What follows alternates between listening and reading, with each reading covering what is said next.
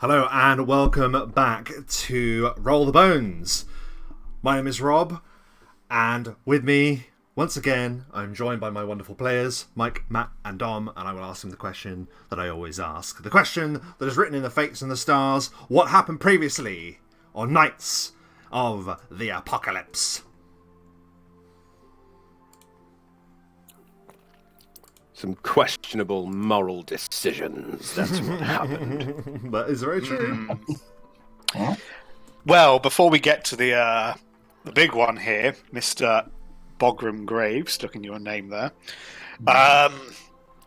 Yeah, we were still in Fanley, and we were greeted by Sergeant Reg, I believe, who came out. Oh, you've dealt with this. Sylaster snuck in, grabbed some things. It was basically saying there was a note from Aidan, I believe, or Eden. Excuse my pronunciation. Aidan, yeah. Who said sometimes it's best to turn a blind eye. So we confronted Reg with this, saying what's going on, and the fact that Reg was about to send a rook. Bear with me. With his report. With his report, absolutely, yes. Well covered. Well. Yes, correct. Don't die. That's all right. Just caught me.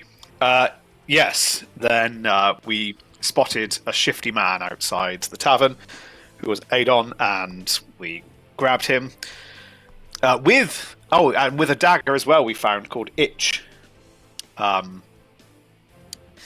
and basically he revealed he cut the wrong tree down, got a load of money from it. Maybe it was the right tree. Who knows?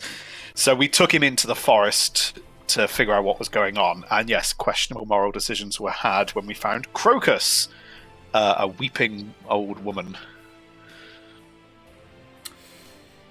Yes, that's correct. Crocus, a weeping She woman. seemed pretty evil. She came across as evil to me. I don't know.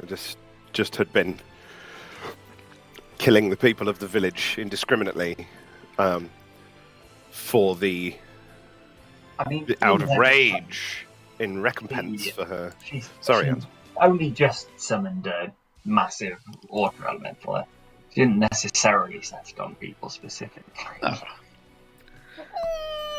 I mean, The level of that's like you could go, is, well, the pilot just pressed the button that released the bomb. He didn't like make it explode. I don't know. And what was she acting in recompense of? Because that was what you stood before when you found yes, it was the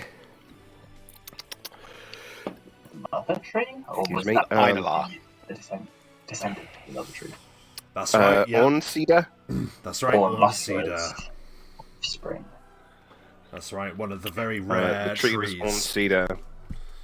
Mm-hmm. It was like sacred to nature and deeply important to nature and all of that. And the guy had essentially committed a sort of heinous act by chopping it down.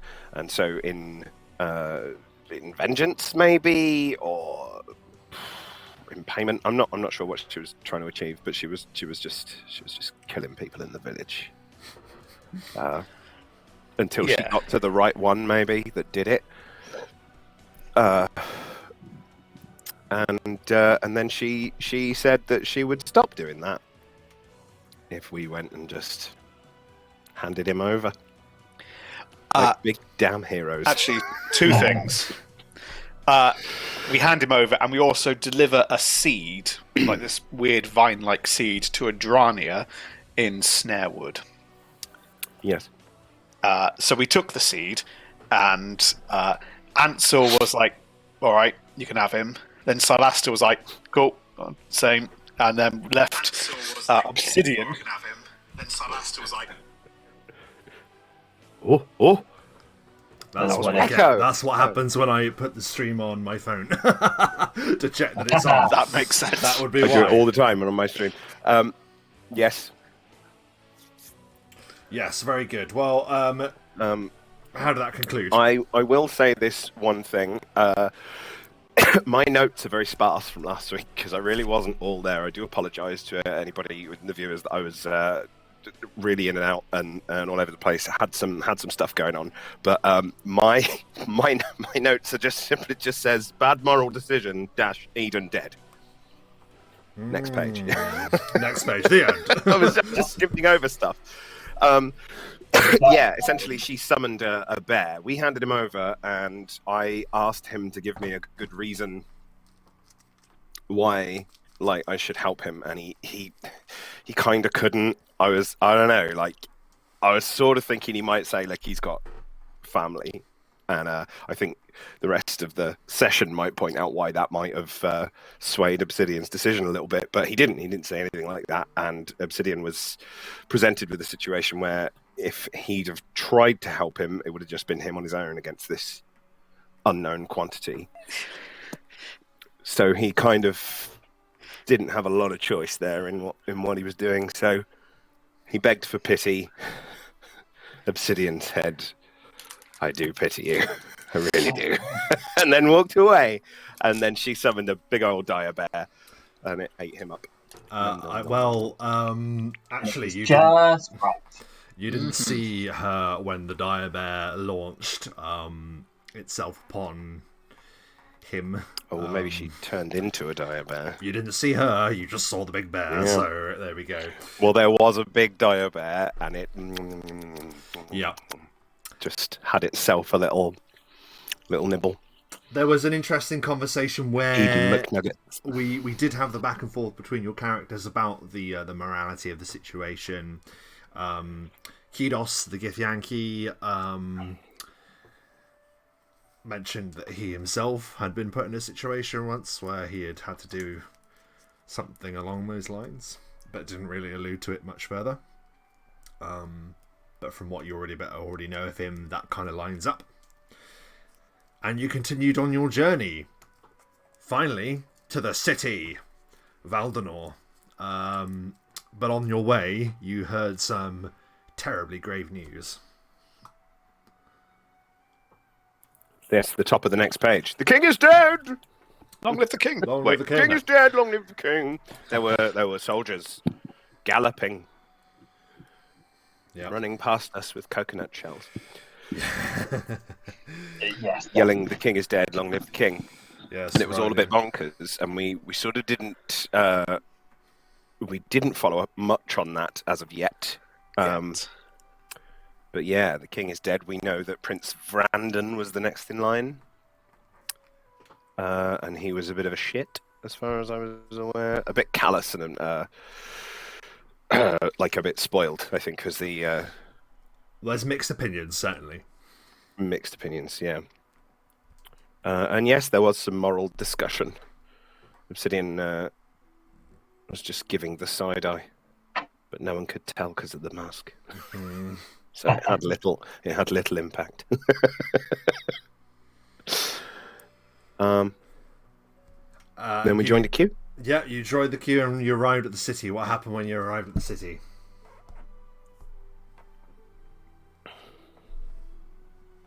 Well, Obsidian removed his vestments till he was buck naked, or at least that's how I imagined it.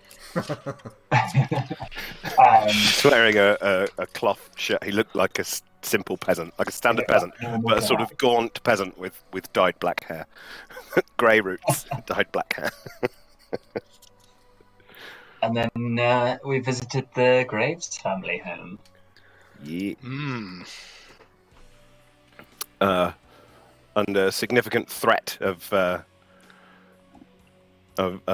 just a sort of a need for trust, and a promise that you would understand why that was when you got there. You're greeted by Obsidian's wee family. His 2 children and his darling wife, who the DM decided was beautiful. Thanks very much. Welcome, mate. The least I could do. I'm not going to turn around. Man, even in Fantasyland. You turn around, Bogroom, to greet your swineherd of a wife.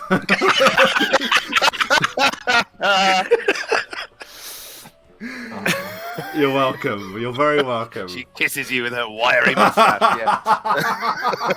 And it becomes clear why he spent so long away from his home. Yes. Oh man, yeah. Obsidian's true name was discovered. He was referred to as Bogram. So his name is Bogram Graves. Assumed the name Obsidian, which was around the time he started wearing leather and dyeing his hair black. Like a badass. You also have a friend. Not remotely indicative of a midlife crisis at all. But his wife was very nice, and she cooked everybody dinner, and his daughter was lovely. His son was a shit. But his son is, verging on being a teenager, so what do you expect?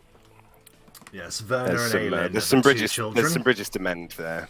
That's I right. think his son was upset that he'd gone away and didn't understand why. His daughter was younger and just happy to see him. And then Sylaster and Ansel went off and did their own thing, leaving old Boggy to... Oh, please don't forget about Sylaster not reading a room and enjoying a lovely conversation with Bogram and his wife. Discussion with his wife and what they'd been doing and about his son and how he was struggling and all of that. And Sylaster just sat. Ansel left the room. Sylaster just ate the tension up. He just found it all very interesting, which is very funny. But yes, they did go off on their own. They did. Leaving Bogram to have a few days with his family. Right. It was agreed that 3 days would pass where Bogram would sort of tend to his affairs and spend some time with his family. So that left Sylaster and Ansel some time to go off.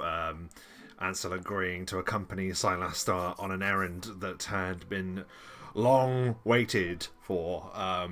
Sylaster went to the Thrifty Tricks. Well, prior to that... I beg your pardon, yes. Yes,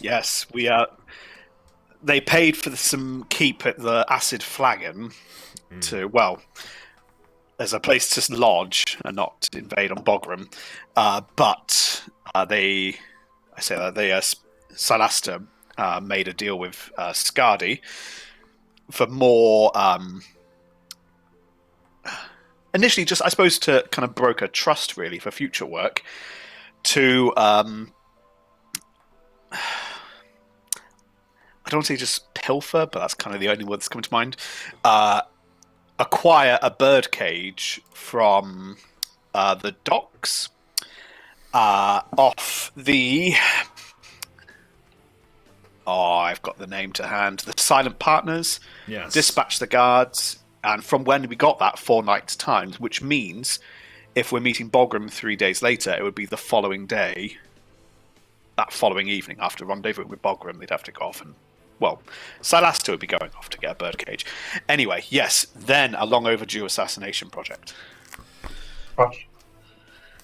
Yes, well, so I've already made a note of that. So currently speaking then, that time was the day that your assignment at the river dock will be the 12th of the month, the 12th of reaping, and it wasn't specified that you had to do it on your own, so that is something that each of you could do, but that is something that we will get to in a little while, as you have brought us pretty much up to date with the events of the night. Yes, and Faldrigek took a quick snap, a bit of presenting on the counter, and then away he went. Yes, Sylaster finally made good on the contract given to him by the mysterious elven stranger, the masked stranger. Struck the man dead after sweeping into his lending shop and finishing him off. And it is during that night that we return to the city of Valdinor, that rests uneasily in the wake of the death of its king.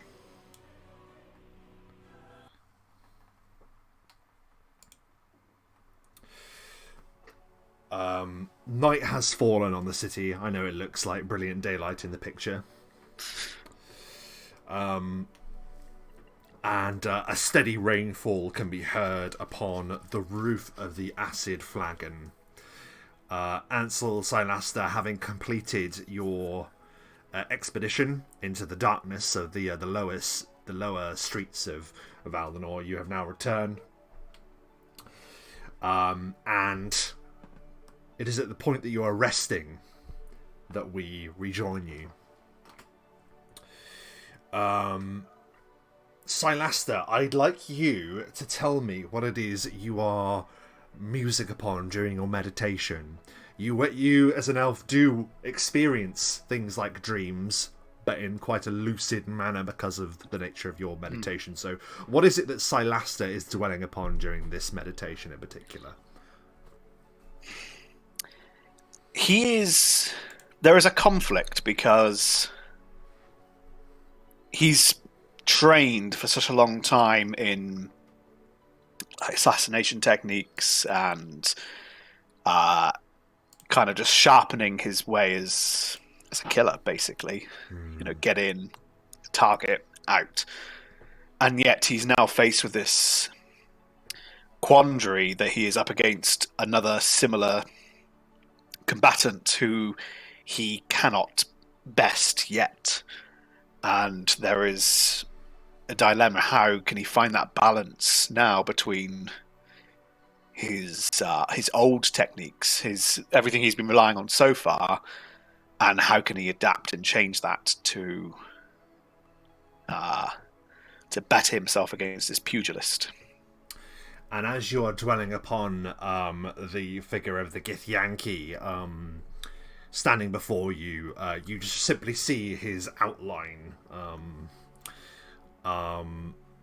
But then the shape begins to change in your mind's eye. And in the darkness, you suddenly realise that you are no longer dreaming, but witnessing something that's happening right before you. As you sit in your meditative pose, a figure moves out of the darkness of the corner of your room. You did not hear the door open. You did not hear the window swing wide. You see the figure that had stood before you that day in Bright Harbour. Moonlight shines through the window and seems to catch the mask of this figure. As you're coming to, the figure stares at you. And just so we have a good idea of what the character looks like. Ooh. Imagine this sort of figure, but with like long, flowing like robes, sort of beneath the armor. But a very similar looking mask. As I explained before, the mask sort of covers and integrates like the long elven ears. And the figure stands before you and says, "Your contract is completed."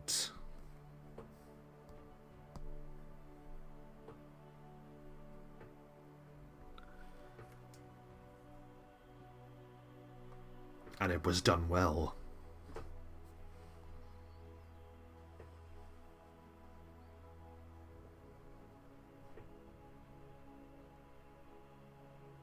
I bring forth the payment that you were promised. He just turns over like a gauntleted hand, and there is a pouch of coins. And with a deft gesture, it flies towards you and you're able to catch it. I just assumed that you would catch it. Don't make me think you are.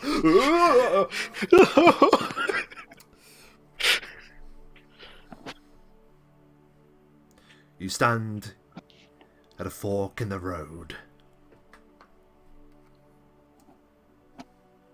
I'm here to offer you something.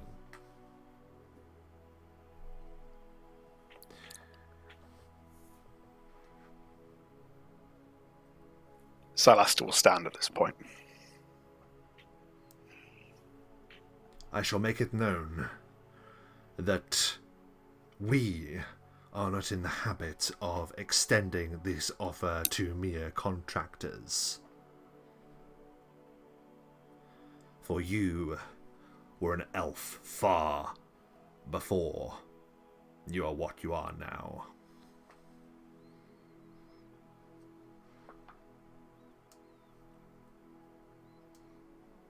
I seek to continue to offer you arrangements such as you committed to this night. But for the good of our kind.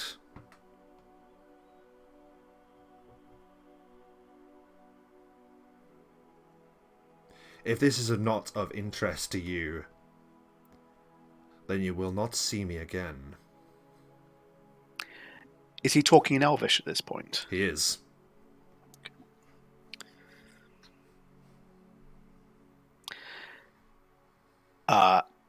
Sylaster replying in Elvish. I have no reason to not follow you. I'm interested. You must have seen it in your long years. I have surely witnessed it in mine. That our kind has been divided and oppressed by the expansion of human civilization. First by the Empire, and then their self-announced successors, the Dominion.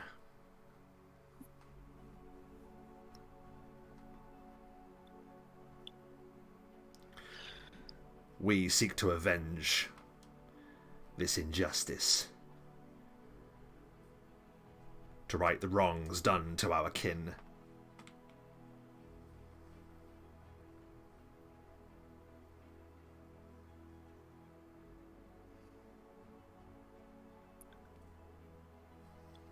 They speak where I am from. We didn't always live in the mountains. The forests, the fields. They used to call them home.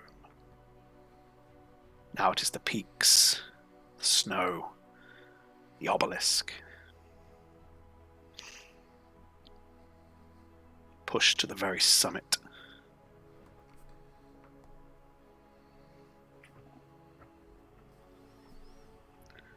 What would you have me do? I will provide you a new contract.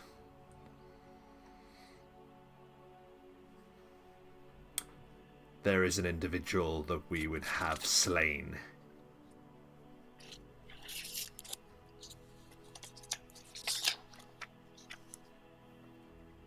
An elf. One of our own. Named Idran. I should put that in the chat. Fairly easy spelling, but just in case, Idran. Yeah. Yeah. One of our own, an elf named Idran. Be wary. He is a powerful wizard. A wizard that serves a figure of mixed reputation.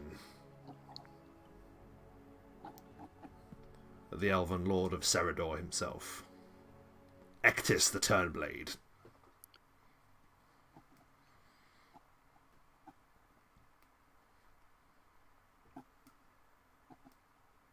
We would have this Idran slain. But no move is to be made against his lord.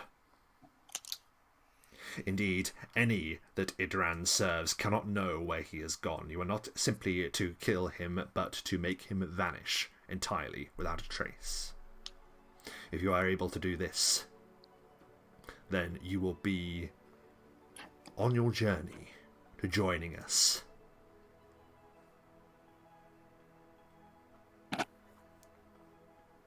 To join. Where does he reside?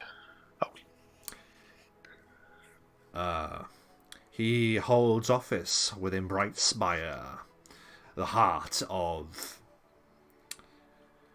the heart of Brightspire.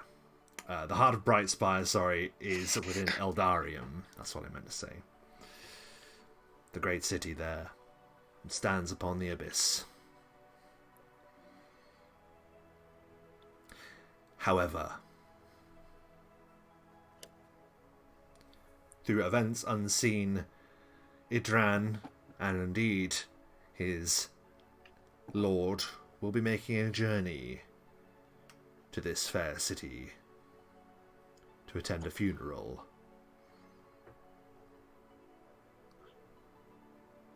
When that funeral will be has not yet been confirmed. But when King Dectus is committed to the fire, all high lords of the realm will come to witness it. And in tow will be their various followers and servants and accolades. It is when this individual arrives in Valdinor that you must slay him. And leave not a trace. So all that are left shall wander wherever did the elven wizard go. Your methods in doing this will be entirely down to you. If you are successful, as I mentioned, you will be one step closer to joining us. You will be welcomed into the ranks of the Wraiths of Arvenath. You don't need to do a history check. This is just knowledge imbued within you, Sylaster. Arvenath is the word for the elvish afterlife. It is part of the lost realm of Arvendor, allegedly where the elves first came into being. Arvenath is the place where elven lords go to die, whether slain in combat or eventually outlast their long, long years.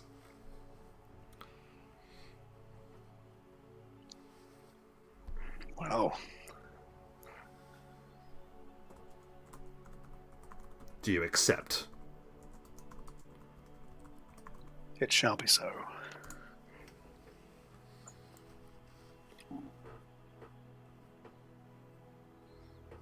There is much work to be done,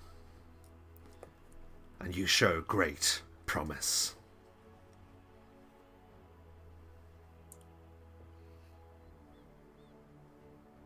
You will be treated with far more than gold.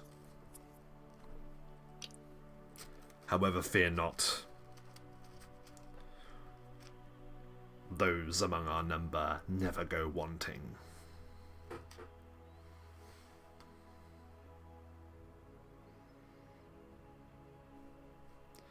He stands there for a moment motionless just to see if there's anything further that Sylaster will say.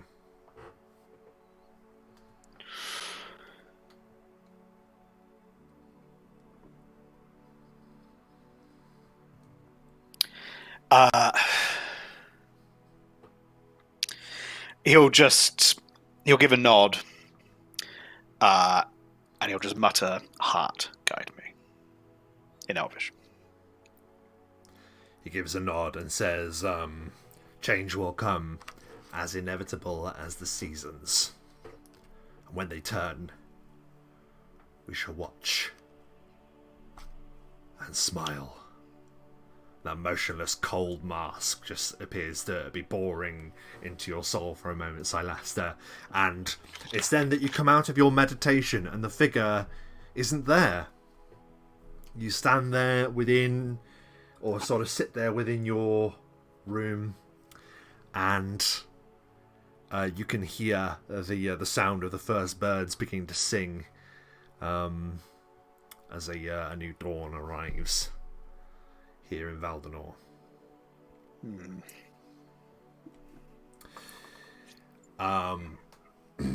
Ansel, your room is much equipped as is very much like a Sylaster. The acid flagon isn't a place of luxury; it is pretty grim, to say the very least. Has there been anything that you've been doing during the night, during your rest at all?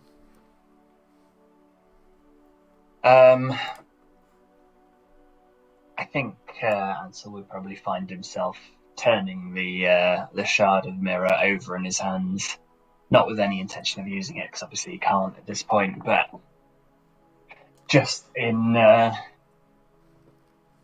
contemplation, sort of absent-mindedly peering into the reflection as his reflection as it appears, and then disappears as he turns it to the reverse, and then reappears and disappears over and over again. As you do so, could you please give me a will save? Oh, God. Is this a spell-like ability? It is. Or a spell? Yeah, you'll get your bonus. Excellent. Not good. 18. You are looking into the mirror for a second, and as you do so, you see something very strange that is hard to make a reckoning of. You're looking into the mirror, and you see something reflected in your own pupil when you look inside. You look in, and sometimes you're used to seeing almost like the moon has become part of your pupil. But within your pupil there, at the point that you look in for just a split second, you see what looks like a crown with a moon forged into it, almost.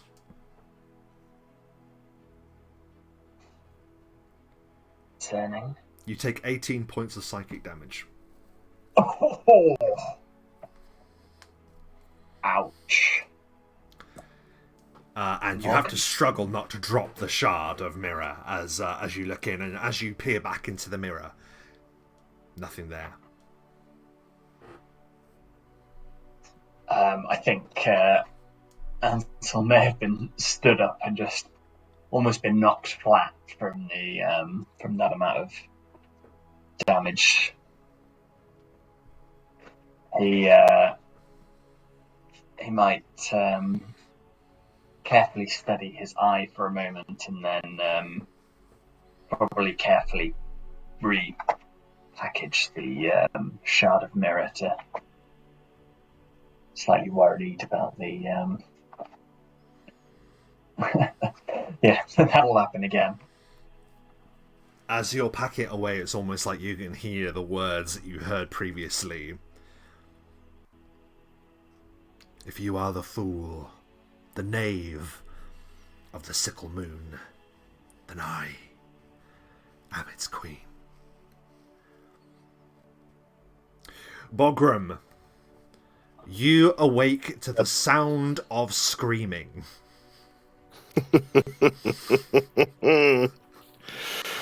You are jolted awake. Is it gnolls? Is it some awful party of undead warriors snuck up on your camp in the middle of the night? No, it is a small child that is jumping up and down at the base of your bed, Bogram.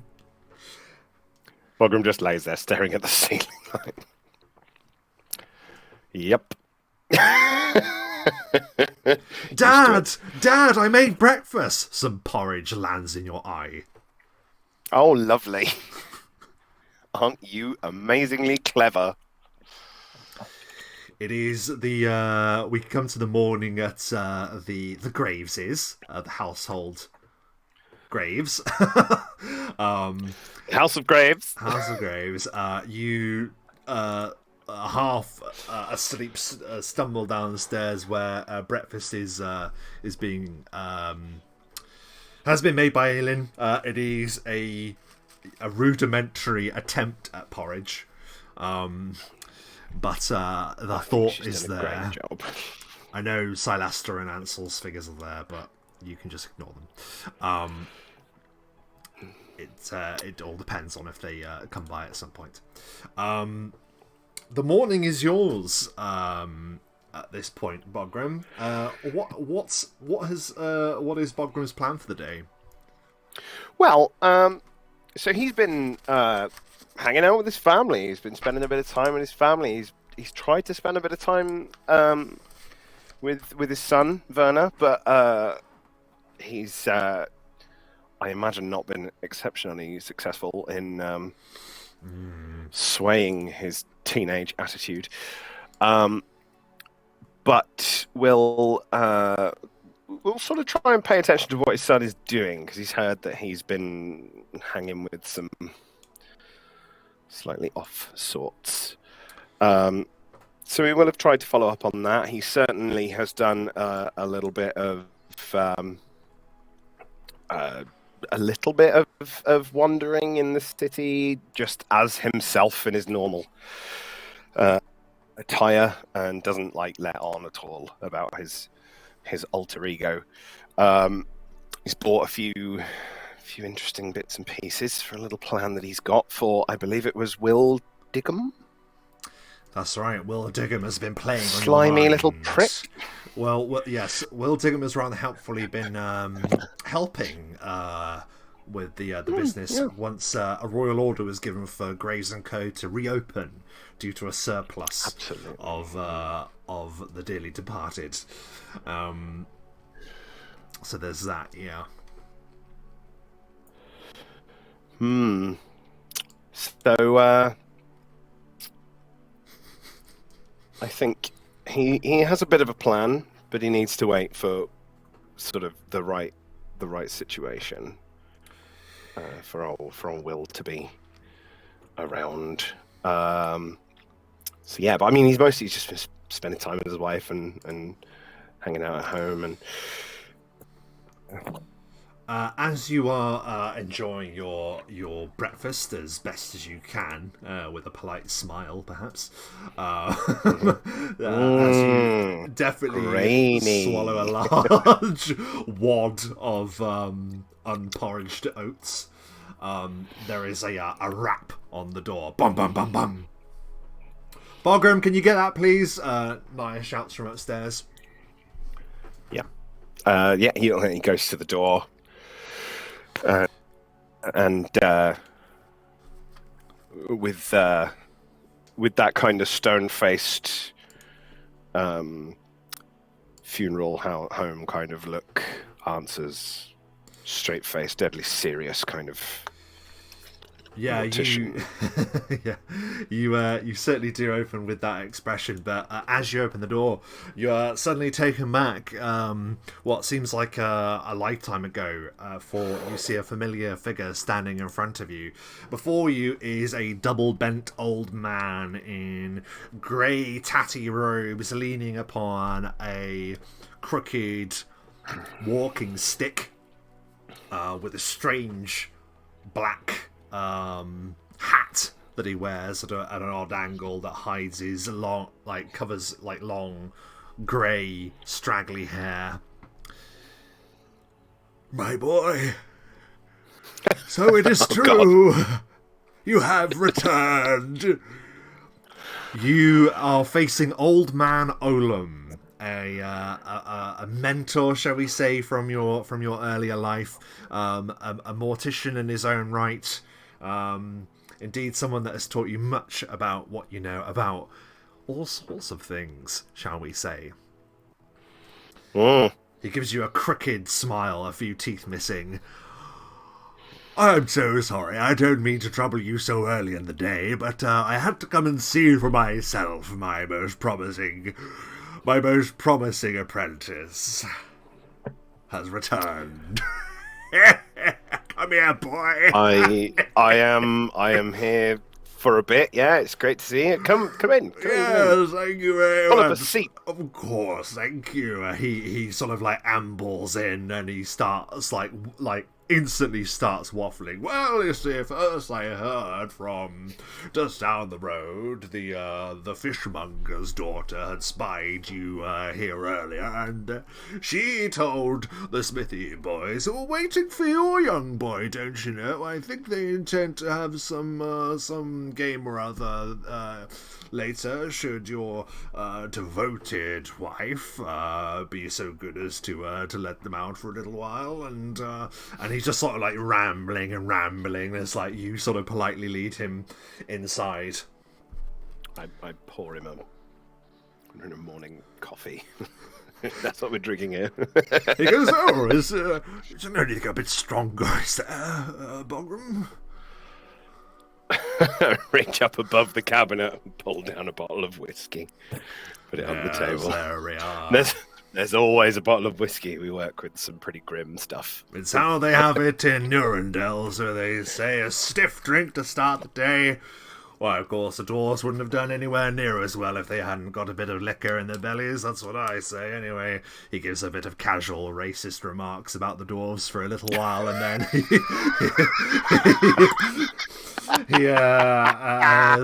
just cringed slightly. And so, what brings you back to this neck of the wood, Bogram? I thought you'd vanish from the face of the earth. It seems.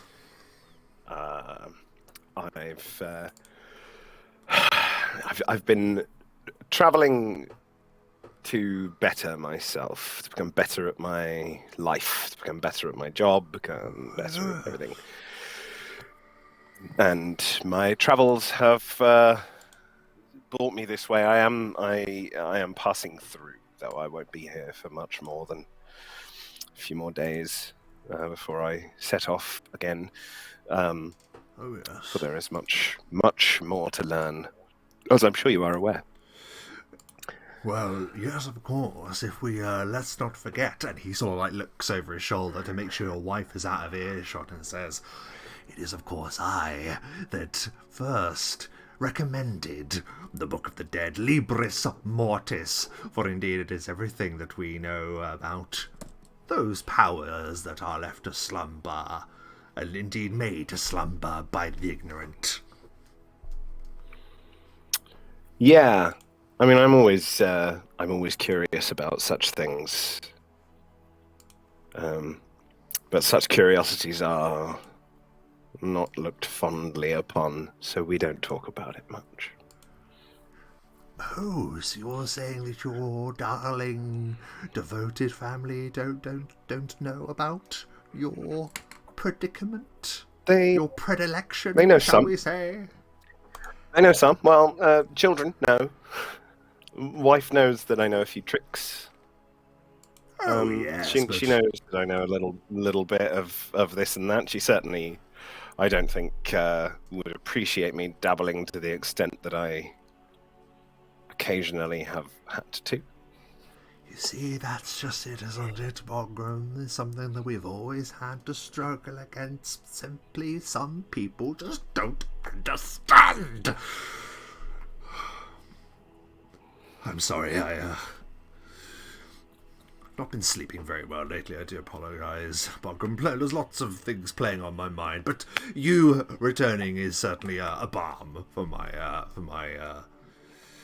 my worries. It is good that you have returned.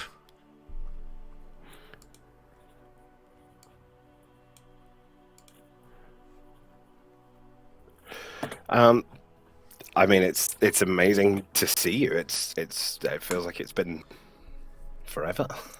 You'll have to show me some of the things that you have been working on. I've been making some intrepid discoveries myself, actually. Well, as a matter of fact, I did have a small demonstration planned. Oh, really? Perhaps you'd care to join me in a small example of something I've learned, and what you might call a harmless prank. Harmless, you say? Ah, harmless, harmless. There's just someone who's overstepped a boundary, we'll say. I'm sure. I think you know of Will. Was it Diggum or Diggon? Will Diggum, yes, I know Will Will Diggum. Diggum. Very, You know, yes. Will Diggum. He Yeah, definitely has the name for the trade, yes. yeah, he he's been eyeing up my business for some time, and me being away and a royal order coming in, he saw an opportunity. And my darling wife, she is so trusting, and it is a trait that I do truly admire in her. But I'm afraid she cannot see clearly uh, his true intentions. I think that he is moving in on my territory, and I have plans to discourage. Would be careful, Bogram. I suspect that your beloved wife sees far more than you perhaps give her credit for. I mean, she is a very intelligent woman. You're probably right. It is interesting that you say this about Mr. Diggum, for it would appear that he has been neglecting his duties in the graveyard of the Silent Rest. You'll remember it, of course. The Silent Rest is one Yeah. of the larger graveyards on this end of the city, and one that So it's the one I would use definitely very one frequently. that you then. would have used frequently, yeah, to commit the dearly departed Okay. to the earth. Yes. Oh, he's been neglecting his duties. Well, there have been a number of disturbances there, and there appears to have been some robberies, I believe. And what with the guards' attention being drawn away with recent tragedies, it seems that this particular graveyard has seen an unusual amount of, well, unsanctioned behaviour, shall we say. Interesting. This is partly That is why I've come by very to say, for I think, as you must understand, it is partly your responsibility to keep an eye on these things, and as you're back, I thought, well, it might be a good idea for you to go along, but of course, I would recommend potentially bringing along some help. You don't know what sort of strange people are lurking in the corners of the world these days. Absolutely. I have some trusted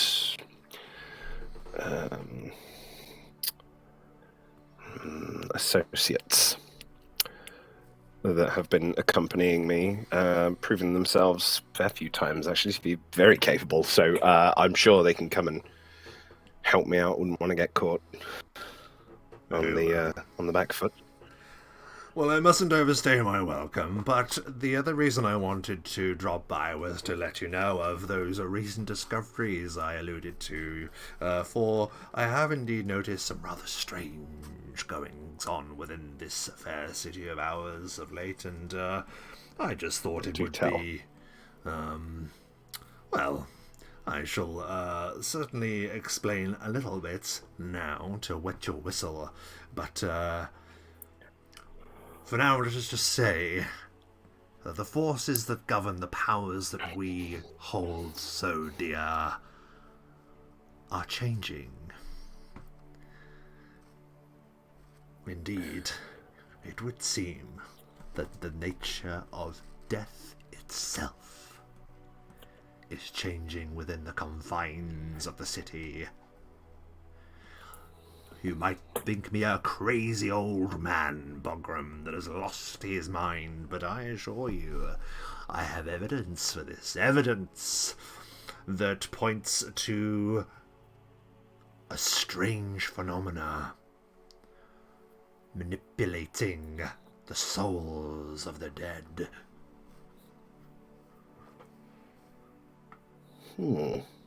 I shall leave you to your rest, for as I'm sure that you wish to spend a number of days undisturbed. So allow me to make my way. But you remember where to find me.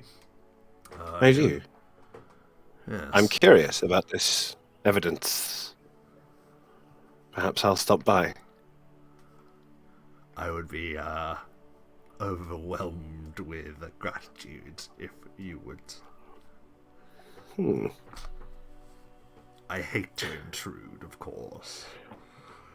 Not intruding, never intruding, old friend. Olam. Was it Olam?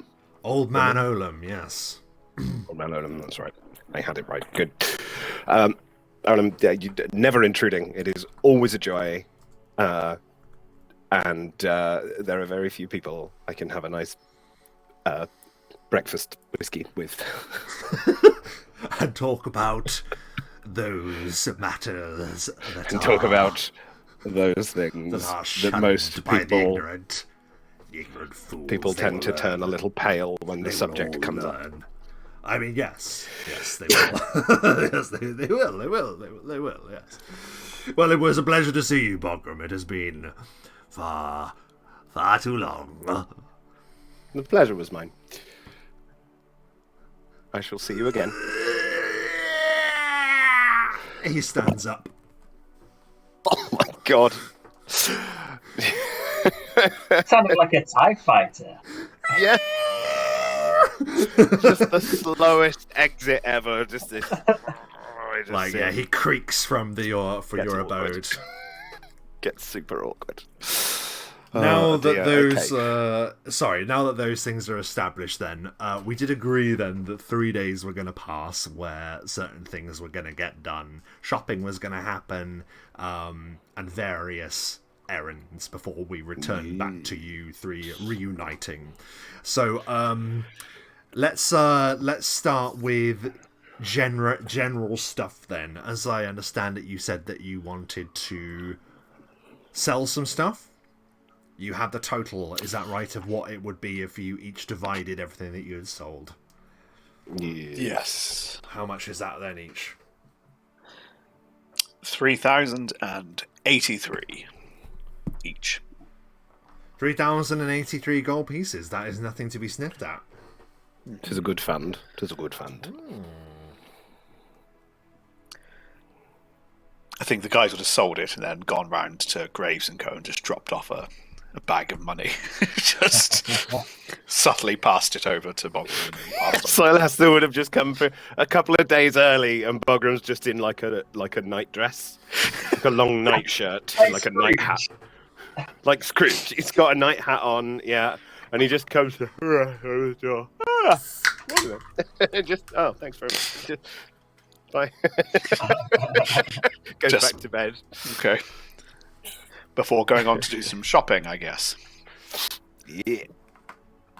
There's really only one item that I want to search for, and basically, if it's not there, I don't want to spend the money on something else because I'd like to keep it and try. Do I have a and search feeling for that you and elsewhere. Ansel are going for the same thing? I very much imagine that we are. Yes, it's the only item really that is of any use at the minute. I can't think of anything else that I suspect need.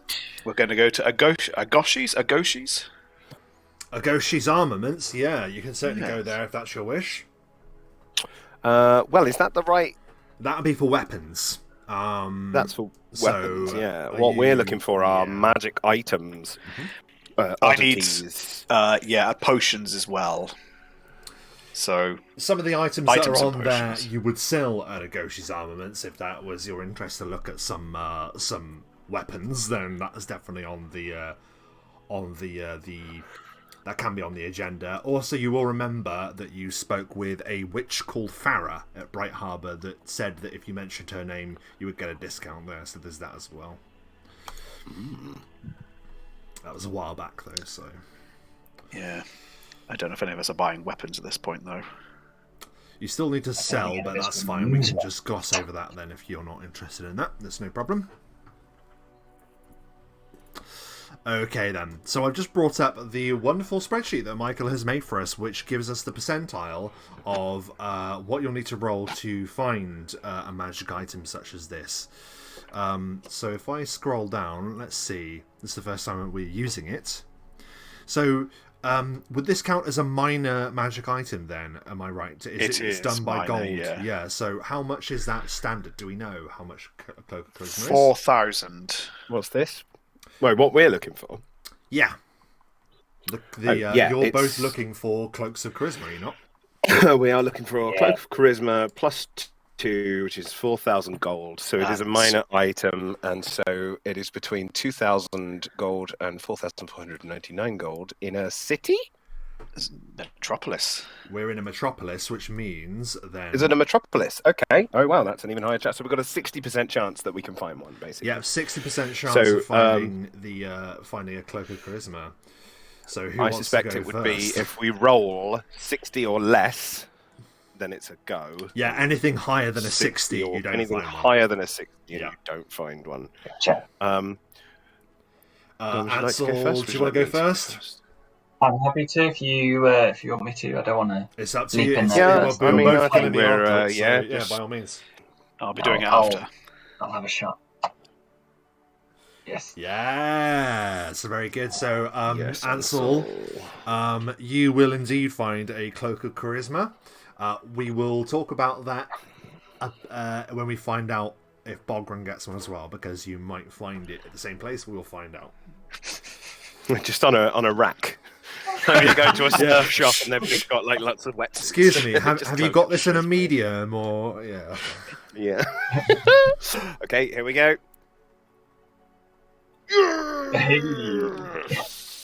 That went well. Fantastic, yeah. So Happy necromancer. you maybe join up in the town then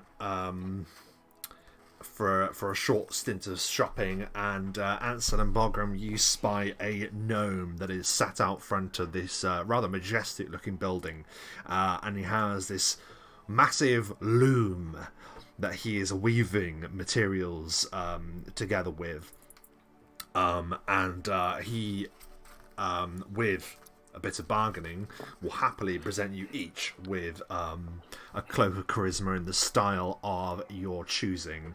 So Ansel, what does your cloak of charisma look like as you part with, was it 4,000 gold? Yes. What does it look like? I think Ansel.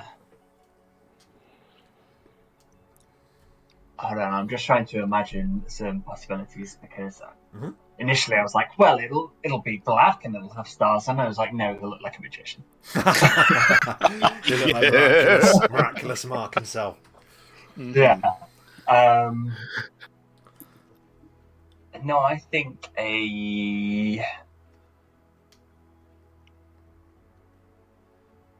I'll go with a white, but with a black interior, so I can switch it round. Very, If I we're like sneaking that. around. I like that very much. Yeah, with some gold trim. He will look. Silver trim. He will look to your other cloak, the gnome does, and says, "Have you need for such a vestment?" Well, ideally not in this form. I can only wear one cloak after all. I don't suppose you have. Well, I would happily barter and give you some coin for the garment. It does look like it's seen better days, but I could give you something in its place. I'd be interested. I would say a little battered would only prove its capabilities, that it's able to withstand great magic. If I present you this, and he presents a vest of resistance. If I present this with you and ask for a secondary sum of 500 gold pieces, along with the cloak, I would happily provide it with you. That seems like an extremely fair deal to me. He grins. Yeah, I'll do the 500 gladly. So that'll be the cost. It is to swap that out then, effectively. So, yep, you can have a vest of resistance now, so your saves don't go down, and that goes on your vest slot. You now have a cloak of charisma on your cloak. slot. Bogram, the gnome, was also happy to provide a cloak that is more suiting to your style. What does your cloak of charisma look like? Well, okay, so the thing is, right, I know the sort of rough concept of time period that we set our games in, but I'm never particularly good at sticking to them as far as my look goes. But I don't care. Doesn't matter, does it? So It doesn't matter. It's I fine. like that on his jacket he had the kind of, the sort of short cloak that goes over the shoulders, sort of Victorian-looking thing. Well, the cloak's going to basically resemble that. So he's got the jacket underneath that he normally wears. The cloak's quite heavy, and it's got the over bit on the top that's like the short cloak with the one underneath, like the Victorian gentleman would normally be worn with a top hat anyway, and a sort of high straight collar that just comes up. Oh, I like it. And obviously, jet black, right to the floor. But yeah, it's got that kind of Victorian, that gentlemanly cloak look to it. Very good. And that will cost you the same amount. Has been removed. Fantastic. I'm almost poor again. He'll give you a smile and look to you, Sylaster, if there's anything that you would have garment-wise. Yeah, Sylaster looks at his hands.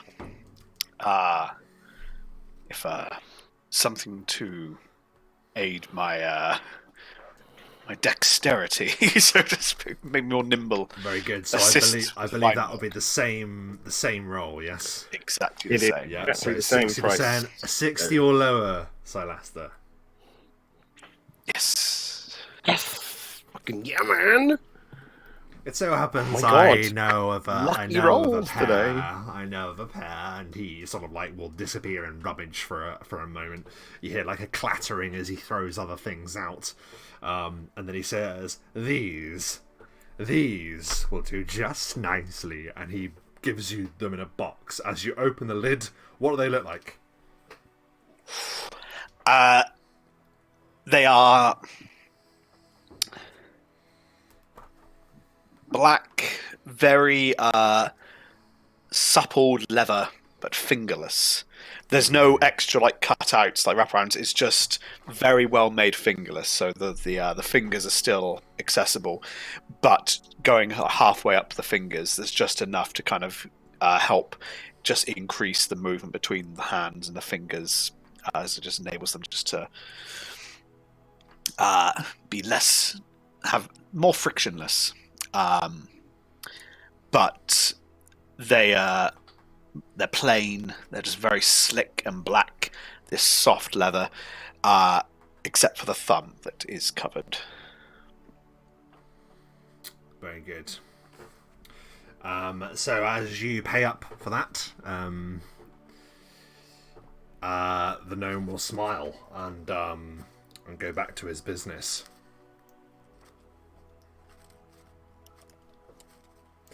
His business is called the Vale of Vestments, for future reference. Uh-huh.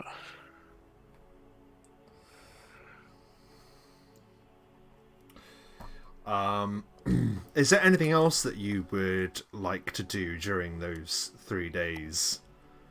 I would quite like to find a brewer of potions, but Okay, so we'll do that as well then. So, Sylaster, what potions will you be purchasing?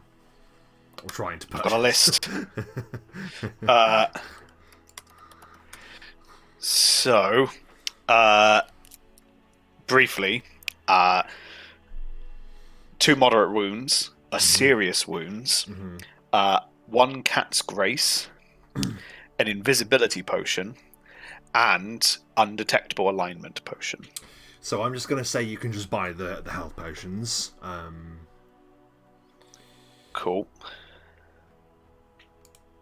That's 300 for the mod each, and 750 for the serious. Yes, that's right. 750 for a serious. That's right. Yeah. So now 2 mod, for 1 the serious. Potions, then. Once again, we look to our very, very helpful spreadsheet now. These are all 300 gold. Yeah. Okay, that's fine. And we're in a 80%. 80%. So Beautiful. I'll do it in the order I said them then. So I'll roll for a 1 cat's grace first then. Mm-hmm. Yes. Nice. Mm-hmm. I'll then do invisibility. Mm-hmm. Yeah. And then my last one, a new one, undetectable alignment. Yes, that's all of them. Awesome, that's fantastic. I know I'm quite happy with how that's worked out, because you should be able to find stuff, and it encourages you to come back to places that have good stuff. So that's awesome.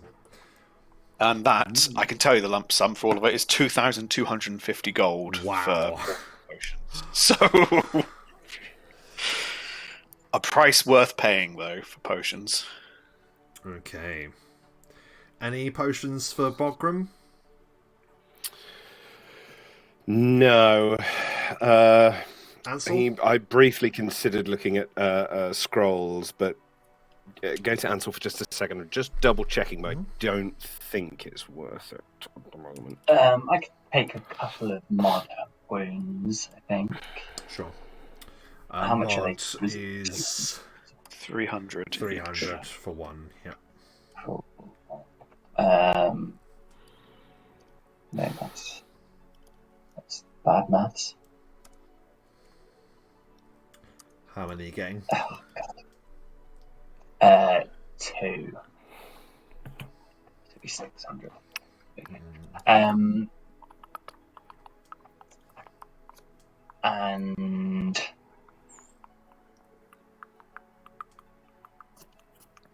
I could try a can't remember what it's called, the charisma potion as well, just for Eagle Splendor. Eagle Splendor. I'm not sure how much that is. 300, same as cat's grace. There we go then. So that'll be 80%. 8% on the roll. 5. There we go. Fantastic. I'll just take one of them then. Perfect. Great. Oh, here's the perks of the Excel sheet, Dom. I'm just going to change it here and watch as everything. Oh, everything changes. It's beautiful, isn't it? It's a thing of beauty. That is magic in itself. It's a magic I do not What understand. changed? What? They used Excel, Matthew. That's what they did. They did an Excel. They used Excel magic. So, it is the Mike most casts feared of all Excel. magic. Yeah, Scrolls? I'm not looking for. I would have only been looking for the cloak. I'm not going to look for scrolls because it's highly unlikely I'd be able to find the one that I want because it's higher level and it would take all my money, which I need. So instead of continuing to shop, he would have spent a little bit of time. So like the blacksmith boys and whatever, he'd heard they were setting up a game. Yeah, so that and all later of that that. He wants day. to go there. Yeah, so you can go there then, and you'll see that Werner and the 2 blacksmith boys, the smithies, are seem to be engaging in some kind of stick fight. They have sticks and they're fighting and they're playing at being swordsmen. They appear to be trying to balance on a wall whilst they do this. Ooh, Sylaster, I need your help.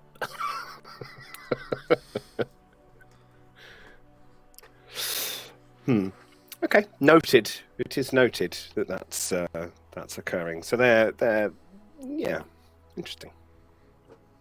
You hear a whack as one of his brothers hits his other brother on like a knuckle by accident. Kids. Amazing. Okay. Yeah, I don't think he'll involve himself at the moment. But I fear he may get involved in that situation. Got to earn some cool points, some cool dad points back. Okay. Okay. Is there anything else that you'd be getting up to during this time? Or Geus, or any of you? Is there anything else that you'd want to spend time doing with the city before we go and explore one of the go and explore anything you want? I mean, so I will have asked about the death of the king and what information had been given to the public. I imagine my wife knows whatever the public has been told, and certainly maybe a little more because of the royal order that's come in. So I will ask about what is the royal order, what does it entail, who are we embalming, what is that all about? I'll just explain to you what Naya would have explained to you over the course of days then. So, first of all... Give me some pillow talk, DM. The death of the king is one that is very sad, but one that it seems, given that his name is old King Dectus, was one that was expected. He had lived for a very long time. Though his death you said he'd been king since I was born, certainly. So there was no word of the king deteriorating in any way, but the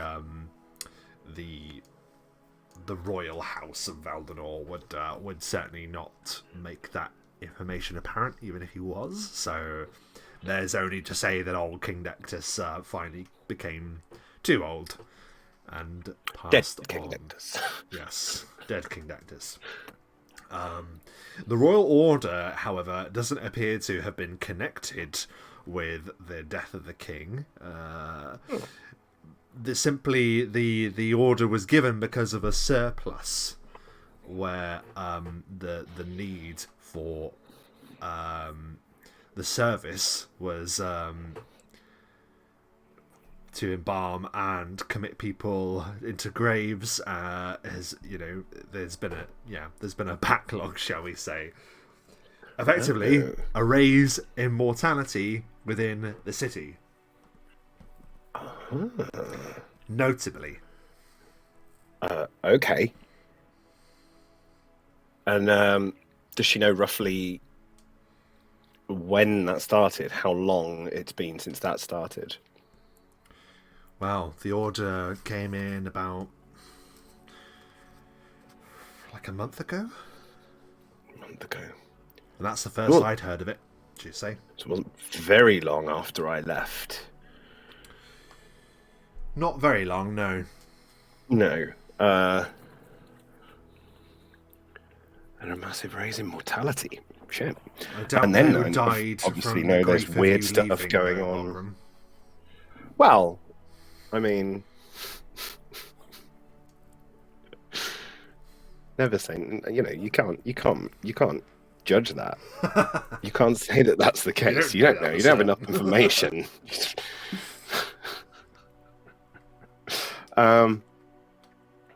Okay, I have been informed by Old Man Olam that there is some unusual things going on at the graveyard. What was the name of the graveyard? Silent Rest. Silent Rest. Okay. At the Silent Rest graveyard, and it kind of falls to me to look into it at least, because our dear friend William has been failing to meet his numbers.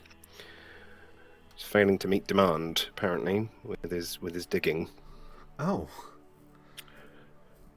Well, that is a shame. His father is the gravekeeper there, and I do wonder if he'll know anything about it. Maybe. I wonder if the two things, if the raise in mortality has anything to do with it, if it's related in some way. I suppose I'd need to speak to Will to get an idea of what these bodies, what they looked like, what their condition was, like if there was some sort of link between them.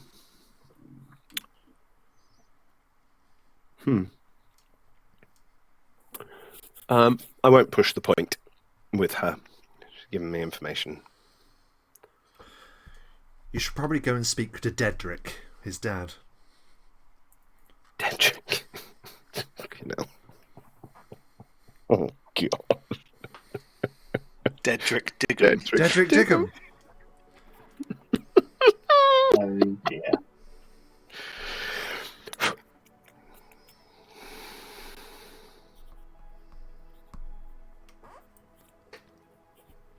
What was old man Olam saying about that anyway? What's his concern?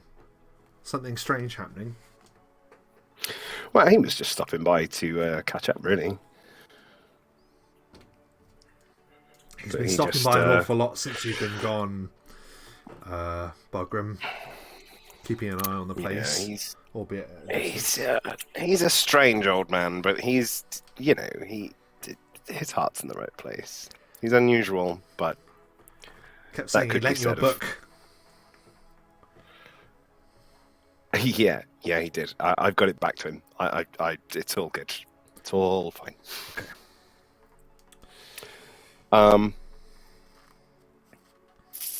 Yeah, he just said that there was some strange things going on, and that it sort of would, fall to the mortician to check it out.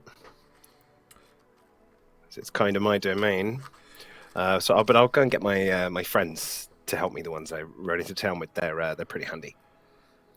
Very well. Well, these past 3 days have been wonderful, Bogram. It's been so lovely having you here, but needs must, and you do have work to do. So off you go. I will see you later. I shall be back this evening. Be careful. If there are strange things going on, then I need you to be extra careful. Promise me.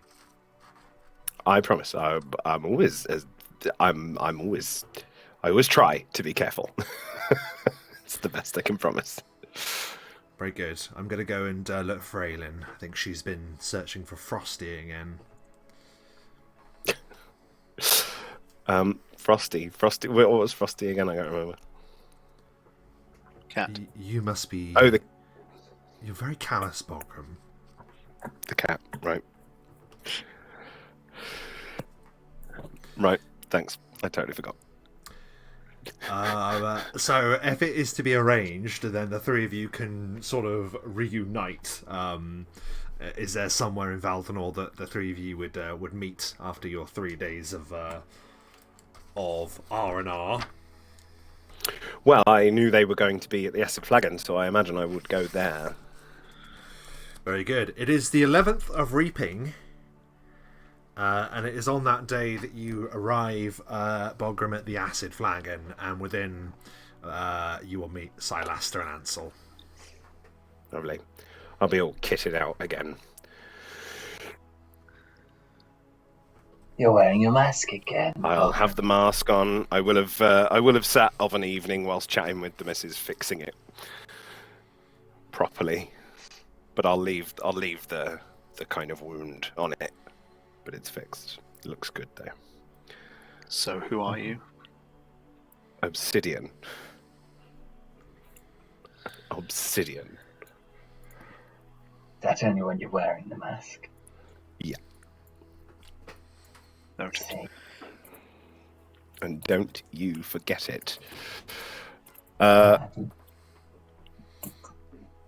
Nice to see you, boys. And How you been? Look so fresh and rested. So rested. I imagine beneath the mask. Yeah, it's been nice. Nice to see the fam. You suit a night dress. He saw my knees. Not the news. He saw my knees. My little old man knees. Yeah, you were an early bird. Yeah. I need to sleep that long. Did you have fun? Did you have a few days of fun exploring the city and all? Sylaster's just going to throw a Stuff look done at you Ansel. needed to get done?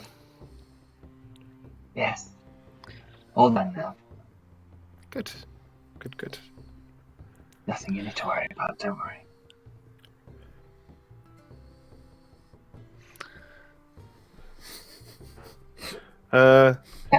Sylaster, I have a favour to ask. Oh, sorry. Sorry, my dog's just come underneath me and I've just fully stood on him because I didn't realise he was there. Oh. Sorry, puppy. Oh, no.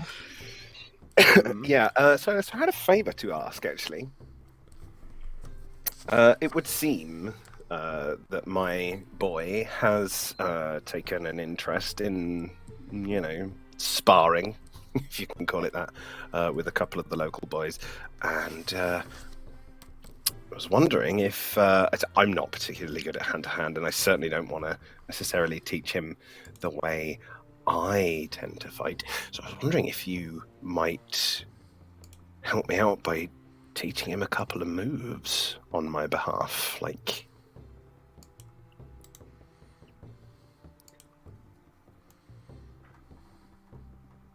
You understand my line of work. Yeah, but I've seen you fight. You're good. You could show him a couple of good sparring moves, surely. Okay, so you want me to show him the heart jab, the neck snap, the No. gut crush, I mean, no. If there's something along the lines of like the ball scrotal kick, yank. I love how scrotal yank. That would work. I love how you already have a moveset, yet you made each of those up. Yeah. You already have a cool moveset, Michael. You do. I mean, I've seen you throw stuff. None of us as cool as the scrotal yank, though. Obviously, the wrong way. Don't teach him the scrotal yank. That one's. I mean, that was very weird. much close to what I did to the bugbear. But like a good swift kick, just anything that'll. What about the blades? He needs to learn some skills, and it'll get me maybe back in his good books if I can introduce him to someone that can teach him. Is all. He's not very happy with me at the moment. I need to explain to him why. My wife's just texted me from the other room, just saying, "Did you just say scrotal yank?" Dungeons and Dragons, everyone. Anyone can play. Out of context, yeah. Yes, darling, I did. Yeah. Out of context, D&D. Yeah. But I need to explain to him, why I'm going and the good that it's going to do, and get him to realise that. But, perhaps just it would help to open that doorway a little bit if we could teach him some kick-ass moves. I'll be at yours at dawn tomorrow. Dawn? Okay, yeah, sure, why not? Well, yeah. So it doesn't need to be too serious. There's another thing as well, guys. So I've been... it has been indicated to me that the graveyard that I use... The graveyard that I use the most...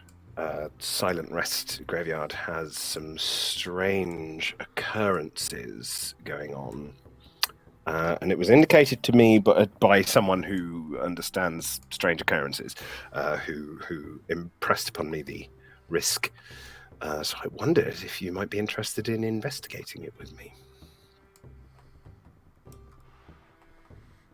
And I think you are a good friend, Bulgrim.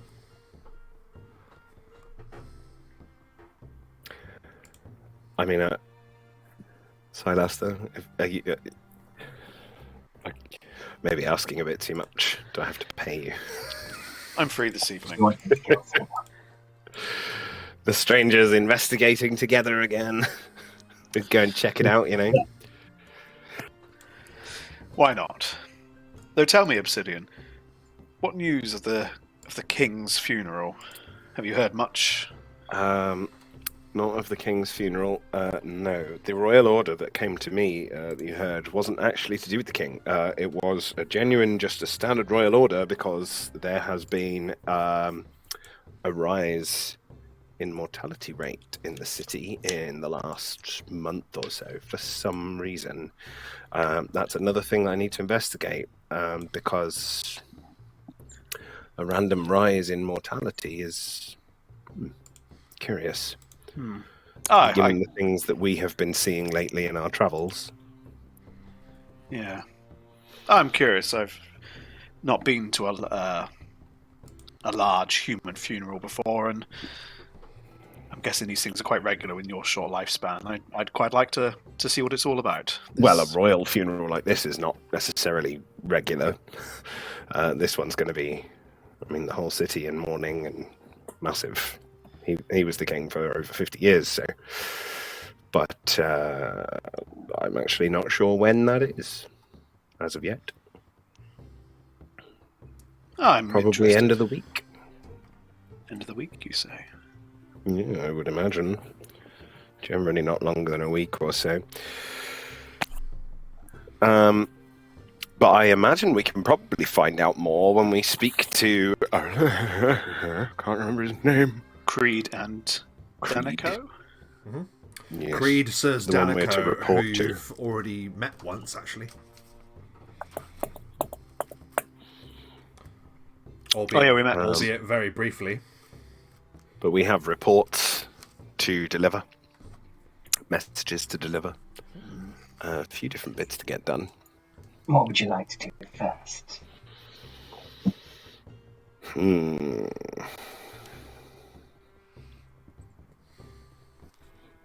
Just looking at the list of options. How pressing is the cemetery drive? I was going to say, what time of day is it? Is it late in the day? Yeah, so this we're now that we've spent those 3 days, all of that has just happened took place across the course of 3 days, out with a pinch of salt. So selling all that stuff, speaking to old man Olam, the conversation with Naya, just general stuff happened over those 3 days. So we're now on the 11th of reaping. It is the afternoon, the late afternoon, as Obsidian has met you at the acid flagon. Late afternoon in the autumn, so only a few hours of sunlight remaining. Perhaps cemetery calls for us at this time of day. Sure. Well, I think if strange goings on are happening at the cemetery, we want to catch it in action, and I would imagine nighttime is the most appropriate. Plus, if we stand a better chance of hiding amongst the headstones and catching it, whatever it is. So yeah, sure.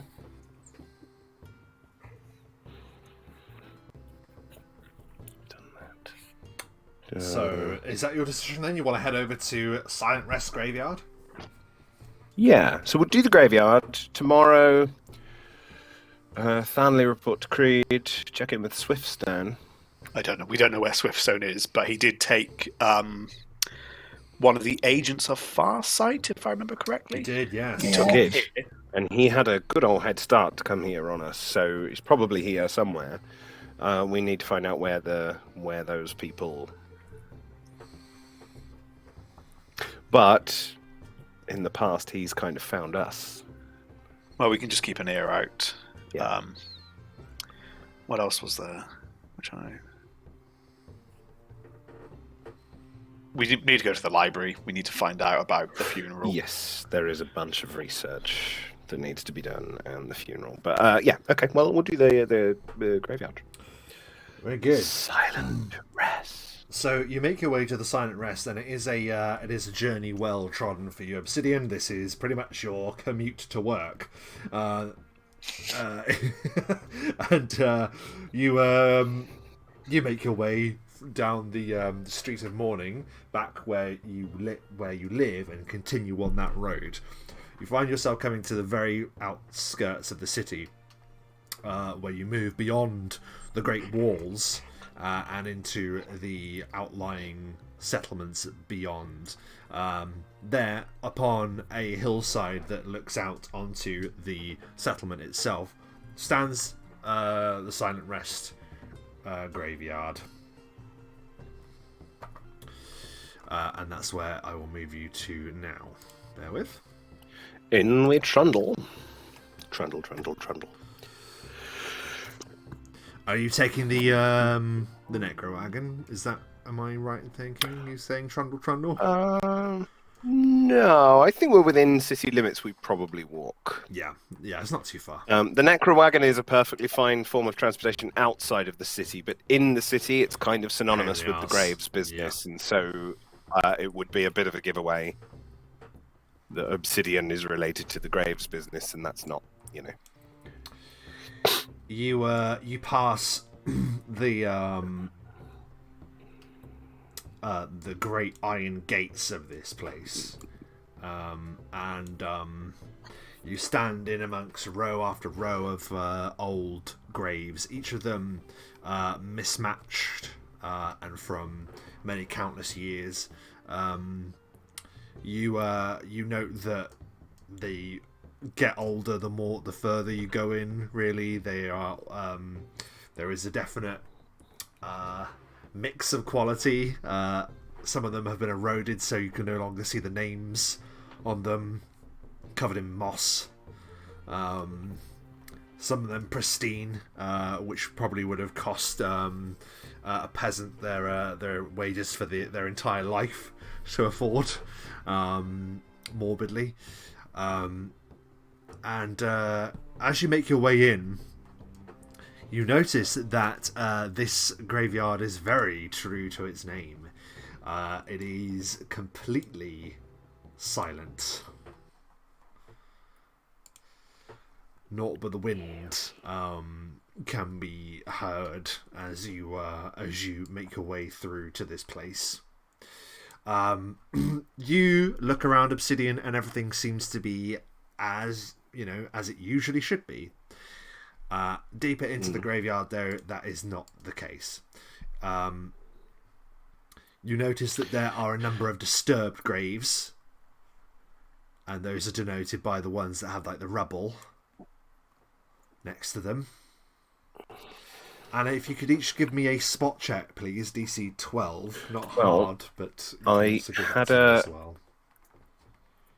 I was just thinking that this works in the same way as detect magic.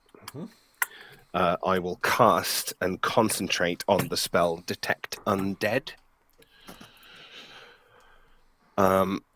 which goes in a 60-foot cone-shaped emanation. So essentially, I'll just hold my hand out in front of me, and a very, very faint green sort of glowing aura comes out in a torch ahead, which I'm just sort of walking around, concentrating on it as I go, so I can pick up on stuff. But and what's the range of that, then, if you don't mind me asking? So it's a 60-foot cone-shaped emanation. And how does it show you when there is undead? Do you just sense it, or? So, first round, presence or absence of undead auras. So it would just pick up on an aura. Second round, number of undead auras in the area. So in the first, it would just give you a mass of whatever. There is some undead in that region. Second round of concentrating on that region once I see it, number, and the strength of the strongest undead aura present. Okay, so Obsidian, you're moving forward and you're reaching your hand forward, and you begin testing the area with your power. It's like when you see people with those diviners that, when they come together to supposedly guide people to where water is. It's almost following that kind of instinct, whether you believe in that or not. However, as you reach out and you're there for your second round, first of all, you absolutely do sense an undead presence. There is something here that very much triggers your innate understanding of the undead. Your power is responding to something here. The second round, you said how many? You lose count. Oh dear. Okay. Obsidian, as you're This is scanning not around, good. Ansel, you're quickest off the mark. You look ahead, and there is a particularly large mausoleum at the far end of the graveyard. And with that, you immediately tell, even from that distance, that the door has been smashed and broken in, and there appears to be a staircase that runs deep into the darkness. Whose mausoleum that is, you won't be able to tell unless you go closer to observe. Sylaster, you spot that, but after, because of Ansel getting that high roll. That's what you sense, Obsidian. Discuss all. Yeah, I mean, I will, in doing this, so... Okay. That's There right. is a ridiculous number of undead in this graveyard. Something has been resurrecting things. The individual undead probably aren't too much of a problem, but whatever has been raising them... I mean, it would take me a lot of time to resurrect and raise an entire graveyard. And is that what you think every grave? Is that the impression that I'm getting, that the undead auras are in the graves? They are in the... Yeah, it definitely seems like they're in the graves, and what's weird now that you've had real time to concentrate is that they... Undead, certainly, but a dormant power. So there's lots and lots of undead, but currently that whatever lies here is dormant. So they're not like... Ah, okay. Dormant undead. Like an army ready to pounce. Yeah, so like with a command, up they come. But then who would give the command? Why?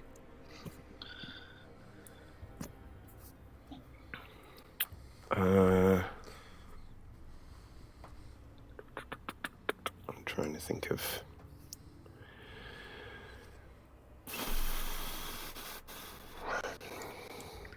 Is this that friend of yours? That dig them chap? I don't believe so. Diggum is, as far as I'm aware, a perfectly normal chap. But then I believe there are some that think that of me, so it's not impossible. His father was the one that works here in the graveyard. He's the grave digger. I think let's Investigate the mausoleum. yeah, let's progress. We'll go forward and head towards the mausoleum bit at the back. I was just sort of staying on guard. So, as you do so, I can ask you to do a history check, Obsidian, as you're the only one with experience of this graveyard, to see whether or not you remember anything about that mausoleum without having to do any investigation. Okie doke. Because you might just look at it and go, oh, I know that one because I've worked here before. Do you know what I mean? So It'll just be straight intelligence. I don't have history. No worries. Give it a roll. That's okay. The 5. No. I don't Always know the most history of the mausoleum. impressive, but always is the way of things that are in your eyesight when you're at work. It's just there, and you just sort of don't. You just take it for granted for it being there. Just take it for granted. Yeah, absolutely. Never bothered looking into it. Yeah, you move in, and there just appears to be the odd rustle in the trees as the wind blows. But again, yeah, as you make your way deeper into the graveyard, you see that there are disturbed piles of earth near some graves. Some of them appear to have been smashed.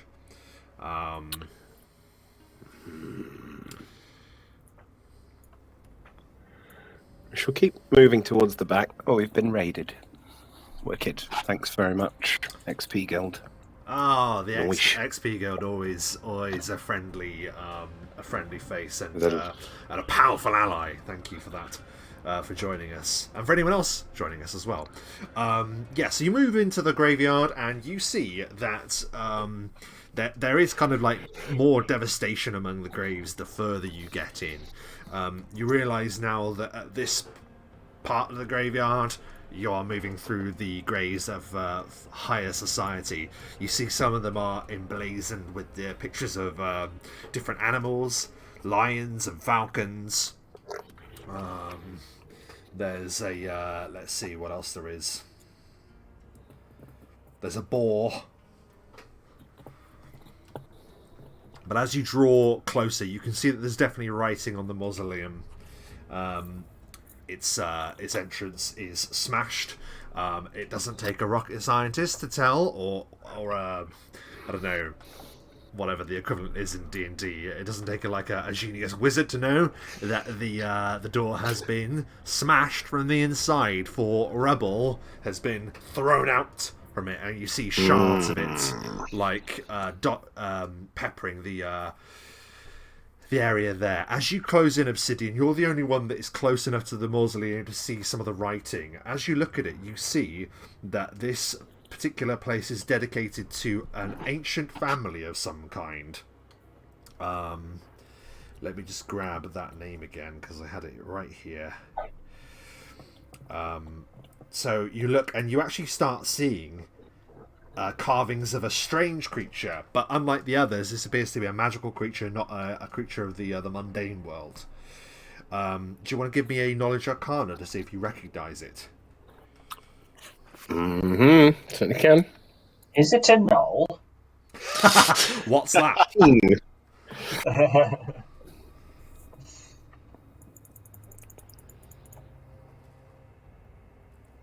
16, Rob. Sorry. Oh, sorry, I was busy trying to look at the name. That's right. Okay.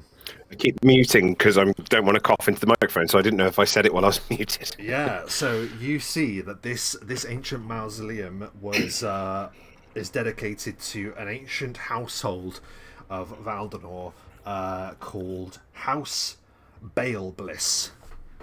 I'll put it in the chat. And the creature that represents House Balebliss you recognise to be a basilisk. Oh no. Oh, God. Right, so I know what a basilisk is. I know that they are bad news. Bad news. Can you each give me a lesson check, please? Certainly can. 16. Another 16. 2 16s in a row. 25. 22. Oh my god. Sylaster, you hear it first. It's almost like you feel it through the ground. A kind of scratching, a crunching, a scraping, and then all of a sudden there is a burst of earth that showers up and then down around the area, as on either side of you figures begin pulling themselves up out of the graves. You see amongst them are figures wielding weapons, and some with I was going to say beautiful, that's not the word. Terrible, dreadful looking claws. Some of them are hunched and animalistic, some steadily approaching you like warriors on a forced march. It is there, I will say, roll initiative. Are they zombies? They're zombies or skeletons. Your expertise will tell you that they are skeletons. Lovely. 14 for Sylaster. And that's with a 10. boost. 21. Balls. Ansel maintaining the lucky high rolls on initiative. Ooh, okay.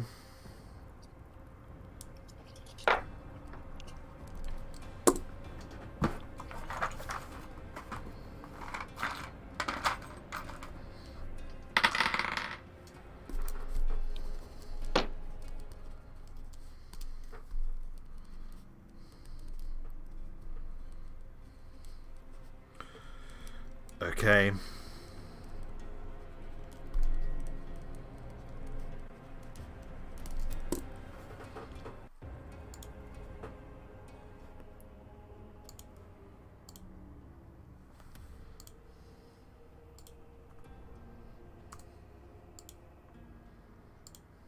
Bear with 1 second.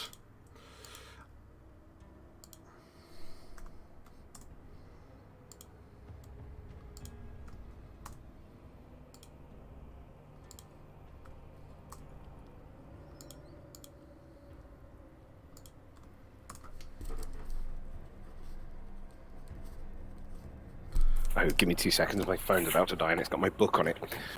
No problem. We are going to quickly go over this as we have had some new arrivals. We will just jump straight in. Let's see. Let's go with...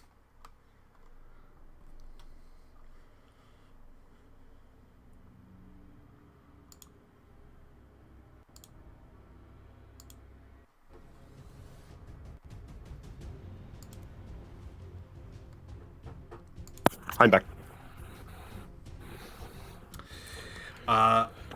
Strangers, each of you look about as skeletons erupt from the ground, pulling themselves up out of the earth. Some of them are armed with shovels, others vicious-looking scimitars, and two particularly animalistic, beast-like undead pull themselves out of the earth directly by the mausoleum.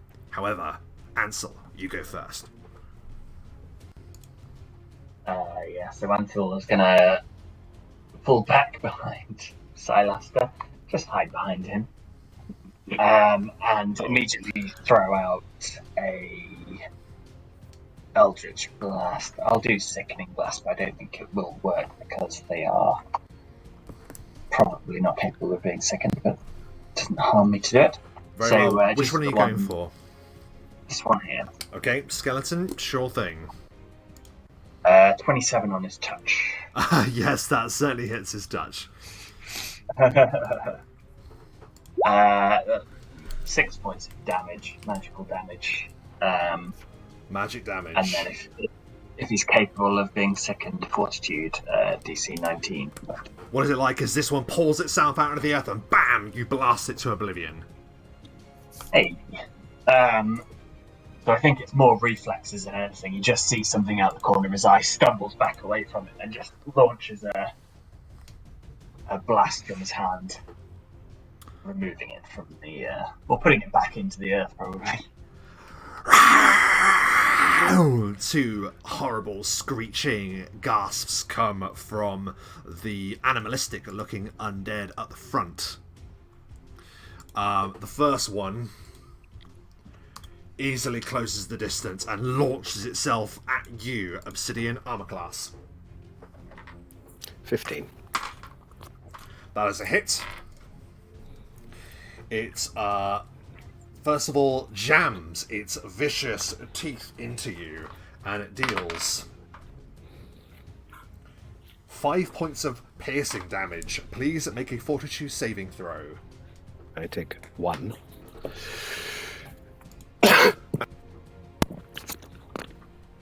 Hang on. Sleep, stun, paralysis, poison, or disease. If it is any of those, I have a bonus. You have a bonus. Okay, good stuff.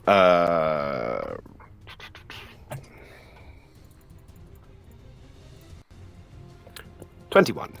It rushes towards you and it sinks its teeth into you, doing only a scrape to you, and you manage to resist some necrotic power that tries to invade your nervous system. Unfortunately, as you're there, I'm well acquainted. the other one is going to rush towards you. It's not clever enough to know to flank you, so it's just going to rush to the closest point it can attack. And it will attempt the same. 15. Yes. It's exactly the same roll, so that is a hit. Doing 7 points of piercing damage. Another fortitude saving throw, please. Same thing.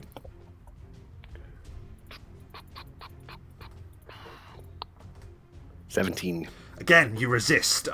You feel this power sort of trying to sweep into you, but you're able to resist it. Sylaster, it's your turn. Ooh.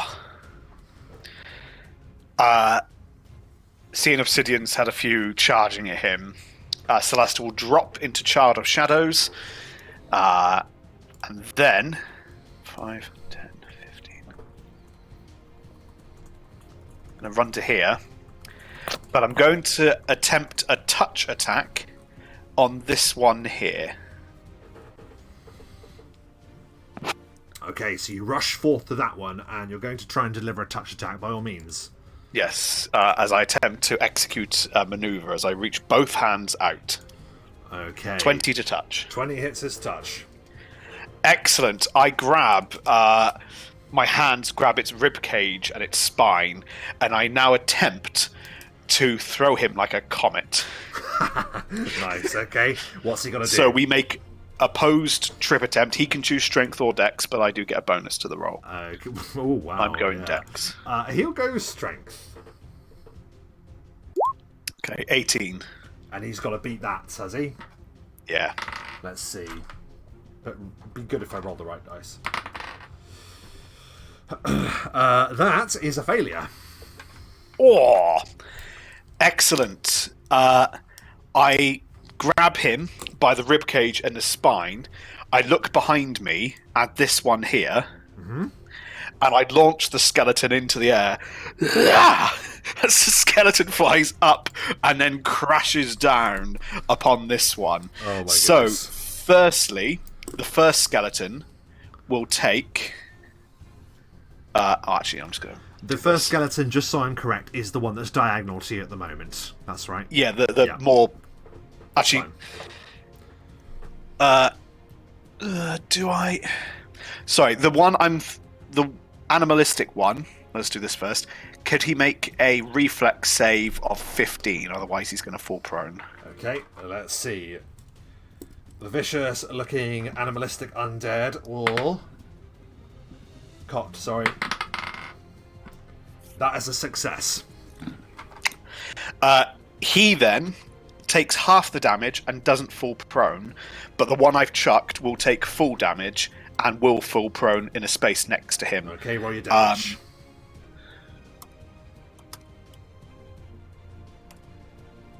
Oh, hang on. I've got a bonus, which is nice and tasty.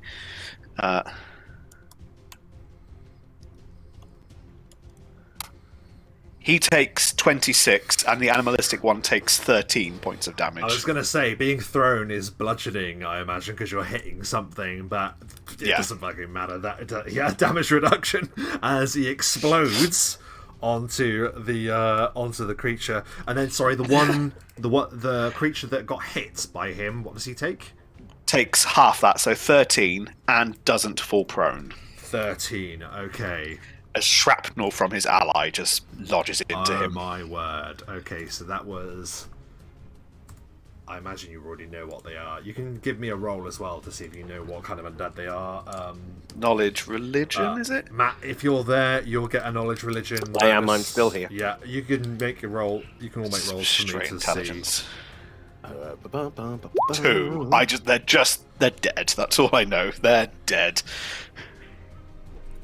Religion 19. Yeah, you have heard speak of these. You may have even encountered them before. I'm not sure in this game at the moment, but these are ghouls, and ghouls are exactly. I summon them. Yes. Yeah. Oh, yeah. You'll know exactly. I've summoned them. They're on my Yeah. list. I know them. I know them intimately. So these animalistic ghouls. This one gets smashed as a skeleton gets thrown at it, but it managed to roll aside with a feral scamper. And then rushes towards you. Is there anything else on your turn, Sylaster? No, that's it. Obsidian, it's your turn. Beautiful. So I will take a 3-5 first step. I will hold my hand up in the air, and I will emit controlling power as I do a rebuke undead. Well, it'll be a command undead. Very good. So this is a standard turning check to start with, which is a charisma. Yep, so use the table to see how many you get, right? So... Oh, nice. Okay, can't get much better than that. Yeah, so how many hit die does that 19 give you each turn? to 21, so that is cleric's level plus 3. Jesus, did good. Ooh, Sorry, nice. 9, 10, 11. So 11 hit dice. 11 hit die, very good. Of creatures, and obviously it's the closest two, so it'll be the two ghouls in front of me I'm sort of aiming for initially, as they're the ones that are like presented in front of me. Now, not to nitpick, but is that strictly true? Is it not the weakest that have to do it first, or can it be any that you select? Hang on one I was second. under the impression it went in a certain order. I thought it was the closest, but hang on. I could be wrong. I just want to know, because obviously it's an important element. Leave 10 rounds. I will also check. Gives you the hit die of the most powerful undead you can The most powerful undead. You can turn it.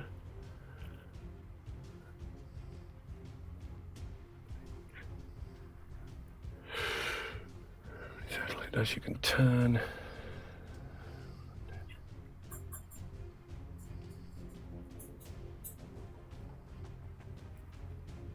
I thought it was quite specific about the fact that it was the closest ones to you. Yeah, but I'm not sure what first. it is, to be honest, mate. I think it's It'll be in the commanded. So here we are. The command, rebuke, turn, all of that doesn't make any Yeah, difference. It's yeah. whatever. They all act the same way. For now, we'll just say it's you affect the closest then, yeah?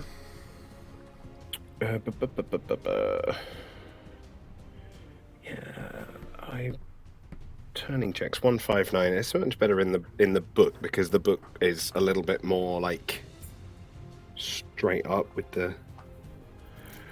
You turn the closest turnable undead first, and you can't turn undead that are more than 60 feet away or Gotcha. that have total colour. I've just read the same thing. Excellent. Yeah, so in that case then, it will be the ghouls. So what is the maximum hit die that you can turn currently? Well, with my check, cleric's level plus 3, so 8, 9, 10, 11. So it's 11 hit dice altogether. Okay. So that means You can turn no undead creature whose hit dice exceed the result on this table, which I so you can turn one of them. Okie dokie. So one of them then, whichever one you prefer, really, is commanded. Well, you can choose, because one is damaged and one isn't.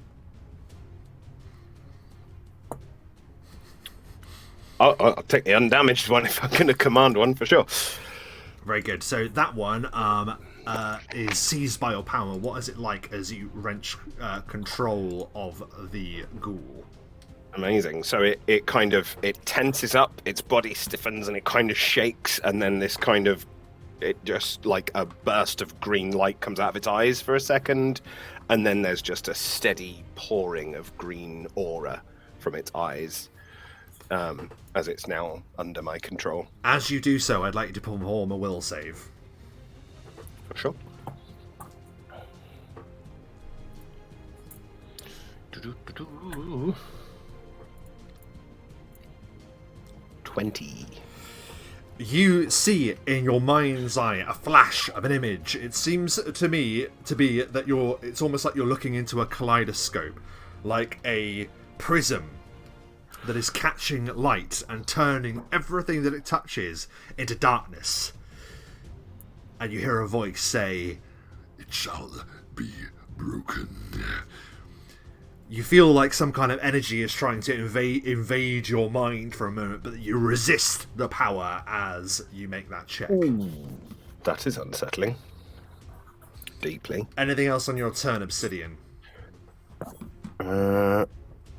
Nope. That's me. Very good. Finally, we're on to the skeletons that begin to advance. Let's see. So this one will move there. I imagine we'll keep them acting on their turn, so my commanded one will act on the same turn as the other undead, because it's easier than... Yeah, otherwise he's going to get more than one going around. Yeah, that makes sense. Perfect. So...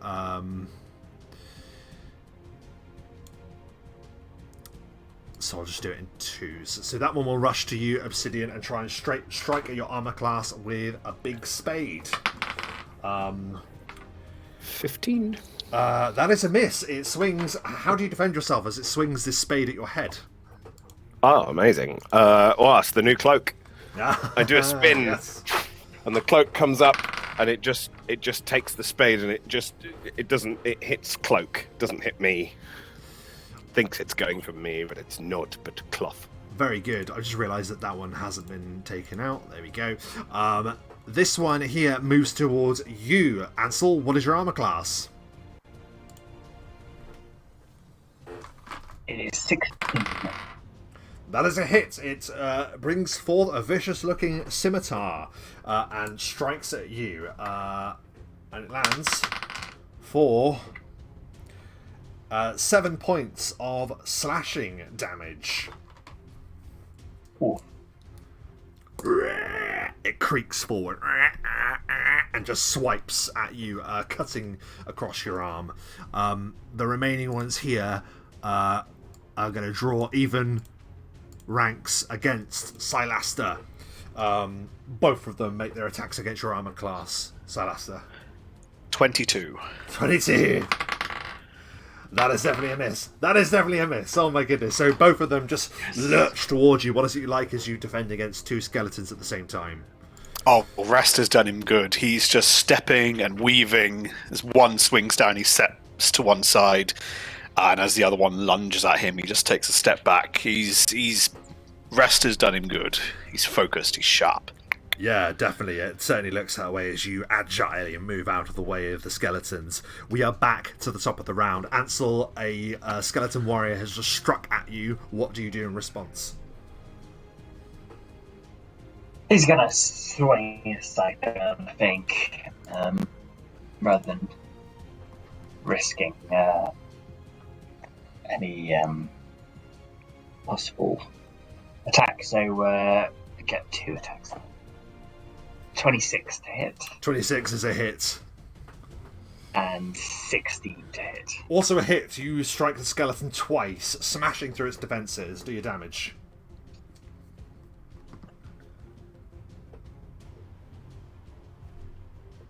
Uh, 14 points of damage. It just gets blasted into pieces as you smash it apart. What does Ansel do to do this? So he uses his scythe, which is apt for the occasion. First slicing off the head of the skeleton, and then just with the butt end smashing the skull into dust on the ground. With a clatter it is no more. Excellent work. We now move to the Ghoul 1. You chose wisely, Obsidian, as this is the one that you have command of. I think the one that I've got command of will attack his friend. Very good. Do you want me just to do that? I know you have them as your list, but I'll happily do it for you if you like. It's up to you. No, you should roll. You should roll, actually. I'll roll the d20, and I'll just do it with nothing, and you add the bonuses, because I don't know what you've got good idea. on yours. So it's an 11 on the d20. Okay, very good. 11 on the d20. Any bonuses from my turn, unfortunately. It does from some of my spells, but... Oh, okay. So that is actually a miss. That is a miss against the ghoul. Yeah. Ooh. So it rushes to swipe at its companion. Yeah, it's a miss. Unfortunate. But that is it on its turn. Wait, hang on. I was looking at the. I do apologise. I was looking at the wrong bonus. That is a hit. I was looking at the skeleton stats. That is a hit from that ghoul. Lovely. So in that case, I will just roll the damage instead. Yeah, fantastic.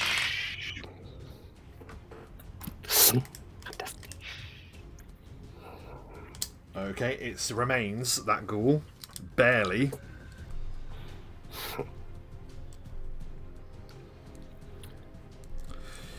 And it has just enough strength about it to try and get one last attack on you, Obsidian. It takes a free 5-foot step. AC. 15. Of course. I will remember them one day. That is possibly a critical. Oh dear. That is a critical. It lunges forth, Obsidian, from the jaws of hell. It stabs at thee, and it brings its. In fact, that's a free 5-foot step, so that is a full round of attack actually. So the bite is a critical. One more level, and I become very resistant to criticals, but I'm not there yet. A second claw hits you as well. And the third misses. So a critical and a normal. So we'll do the critical bite first of all. That is 10 points of piercing damage. 6 points of slashing damage. 10 piercing, 6 slashing. Please make a fortitude saving throw. So Twice. Then I have taken 12 points of damage overall. 2 fort saves, please. Fort saves coming up with my bonus. 1, 21, 2, 11. Oh, so you resist the first one, and then the second one, you just get frozen to the spot. I'm done, boys. Down to you. As Obsidian is creatures. paralysed by the power of the ghoul. That was its turn. Sylaster. Okay. Well, I'll carry on with what I was going to do, which is try and dispose of as many of these as possible. I'm going to do a full round attack, but Very good. I'm going to split my attacks. So I'll do one against the one in front of me, and then one against the one with the spade. Okay. So the first attack against the one in front of me. I mean, if it could critical, it would, which is a shame, but that's 33. That is a hit against the one in front of you. And then I'll just roll to do the other one. 15. Is a miss. Aw, that's close then. I think the other one hit on a 16, possibly. Correct. Who knows? So the one in front of you, you do land a sizable hit, a standard attack, sadly. That's right, 15 points of damage. It's still smashed it to pieces. Sylaster was aiming to do a sort of like a double roundhouse kick, kind of throwing his body into it, with the first kind of jump getting the other one, and the second kind of spin around getting the second opponent, but he didn't quite land it. But that's okay, he's not done it before, so he's still practicing. Very good. Obsidian, it's your turn. You are paralysed. Roll a d4 for me, please. Piss. Oh. That is the amount of turns that you're going to paralyse. So 1d4 plus 1.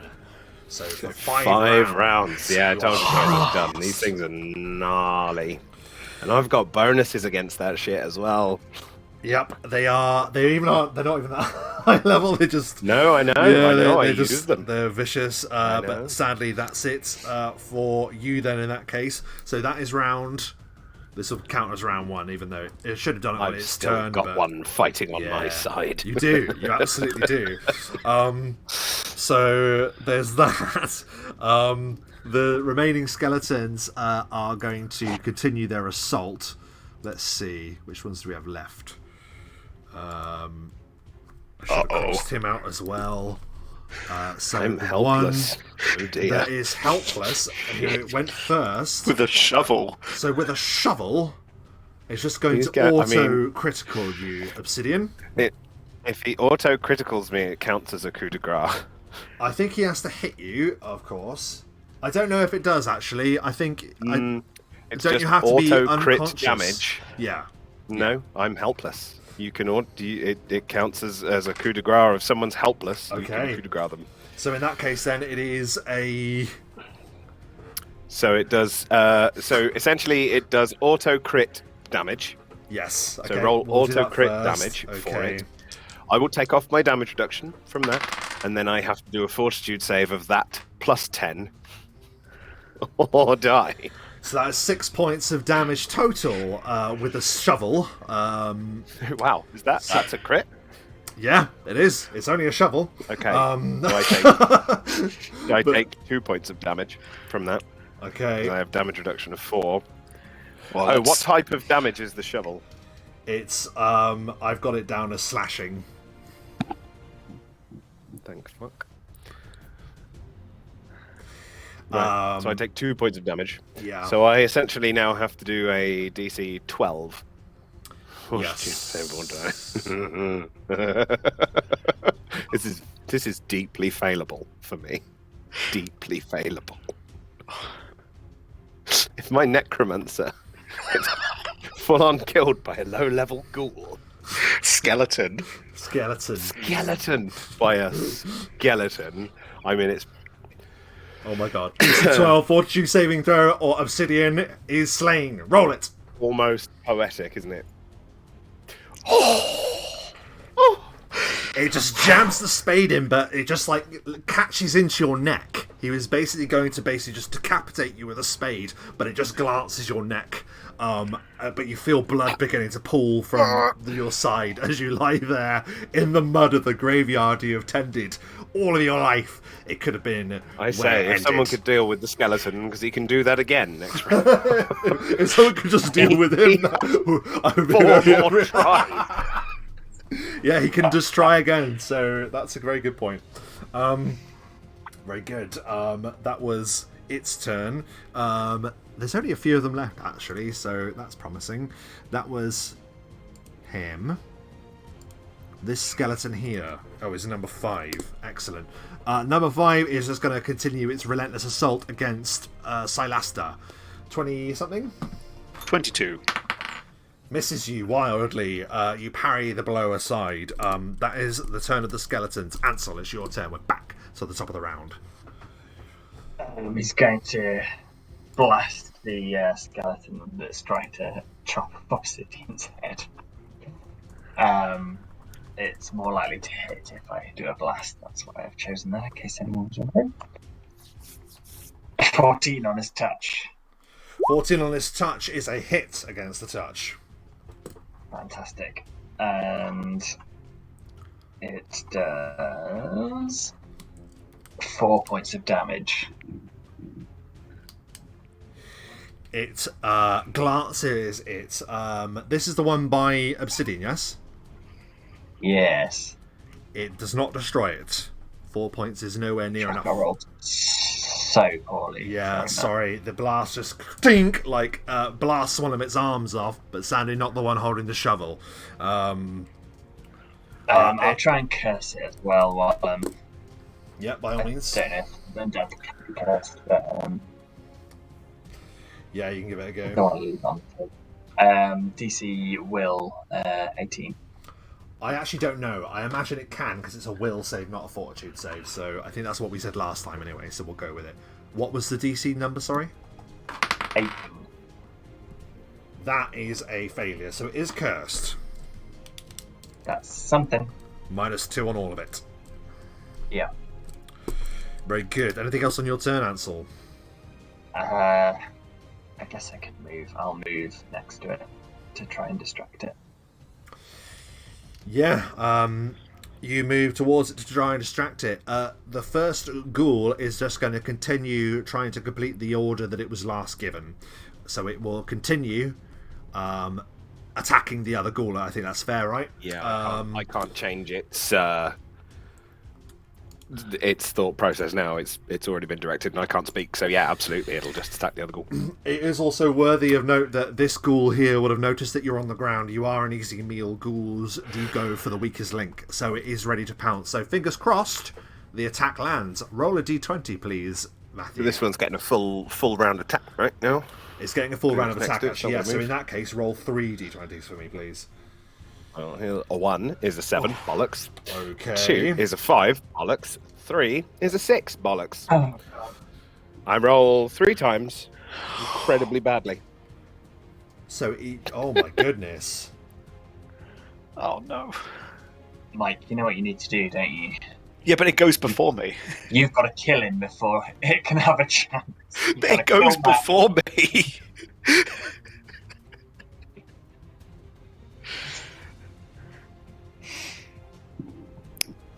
If he survives, I can do something, but that ghoul goes before me. Yeah, I did also just say it's a helpless target and it would totally go for you. Hey, look, do what you gotta do. I failed the save. It's my own fault. I rolled 3 things that were a 7, 5, and 6. That's my own fault.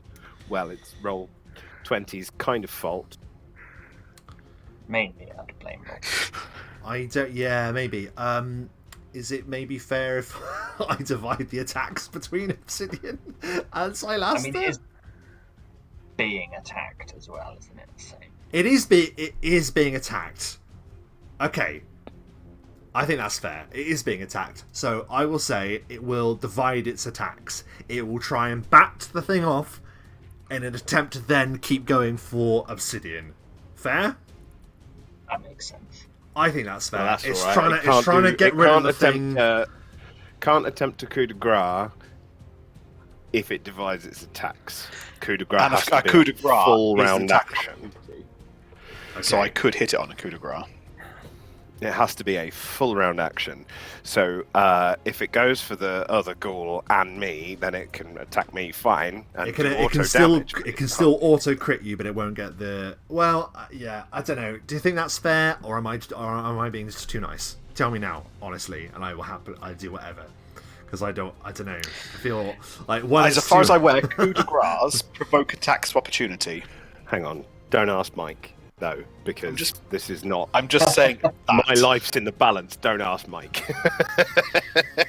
Don't ever ask Mike. Okay, Ask all right. Dom. Let's Dom, do that. Let's let fate I know decide. Mike's trying to help, and I'm. We'll really let fate genuinely decide. is. Matt, roll a d4. If it's a 1 and a 2, then it will do a coup de grace, but Sylaster will have a chance to try and prevent it. If it's a 3 and a 4, we'll do as what I said, which is he'll try and bat off the ghoul and try and just do auto crit damage to you. Okay? So we kind of want a 3 or a 4. Really. We want a 3 and a 4, really, but the coup de grace attempt will still. The attack of opportunity might. yeah, I think that's Mix it fair. up. We'll So- let fate decide. I think that's the fairest way. It's a 1, man. So, So, it's the coup de grace attempt. Sylaster, anyway. you have the attack of opportunity to try and stop the ghoul Get from yourself an instantly AOO. killing Obsidian. Yeah. 23 as I see this and I turn around and attempt to clock him one in the head. Roll your damage. You're Let's flanking hope as it's well. enough. Yeah, you are. So it's actually flanking, 25. Yeah. Boom. 10 to hit. The ghoul thinks about trying to stop its friend from hurting it, but it realizes that it's being controlled by that thing on the ground, and it goes and it lunges for Obsidian. But Sylaster, you see the coup de grace coming. How do you stop it and save Obsidian's life? Oh, you know what? As the ghoul lunges, I jump and do a drop kick and send the ghoul the other way. Obsidian, you just see Sylaster appear in your line Amazing. of fire. Just his feet just go boom as he knocks the other one away. And the dropkick is more than enough to kill the ghoul. You hear a disgusting snap as the core of the undead creature is totally severed and it lies there still, broken and defeated. And you just hear a kind of thank you.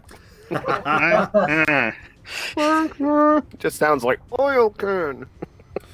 Obsidian, it is your turn. You are now paralysed for a second round. Another one down. I have 3 more to go. The other one is the other skeleton Hang is on. going. Go on. Did I go before Matt? You do. Sorry, that was an attack opportunity. My bad.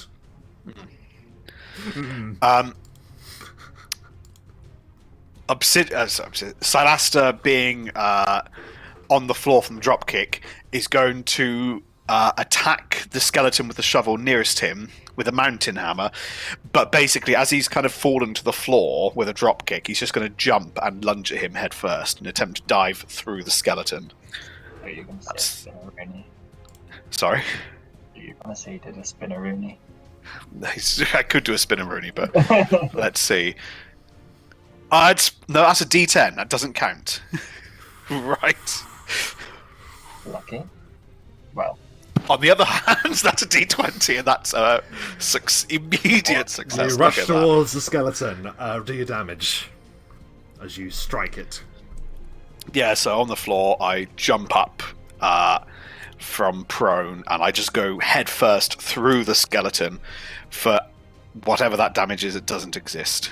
Right. Didn't put the R there, did I?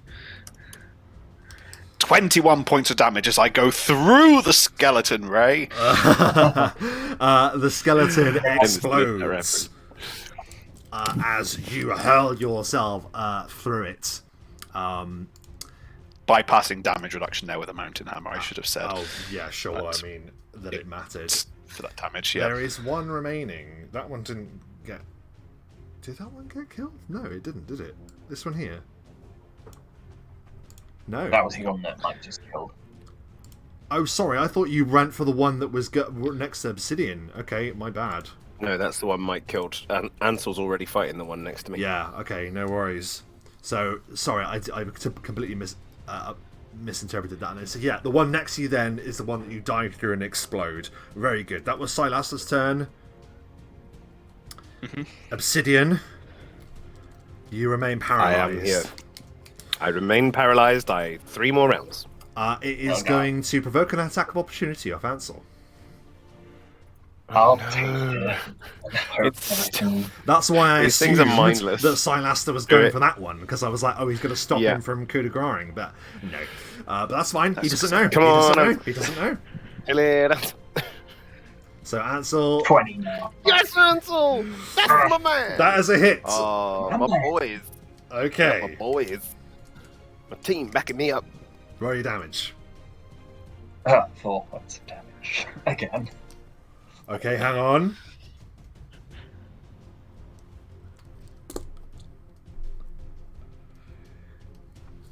Your scythe. Oh dear.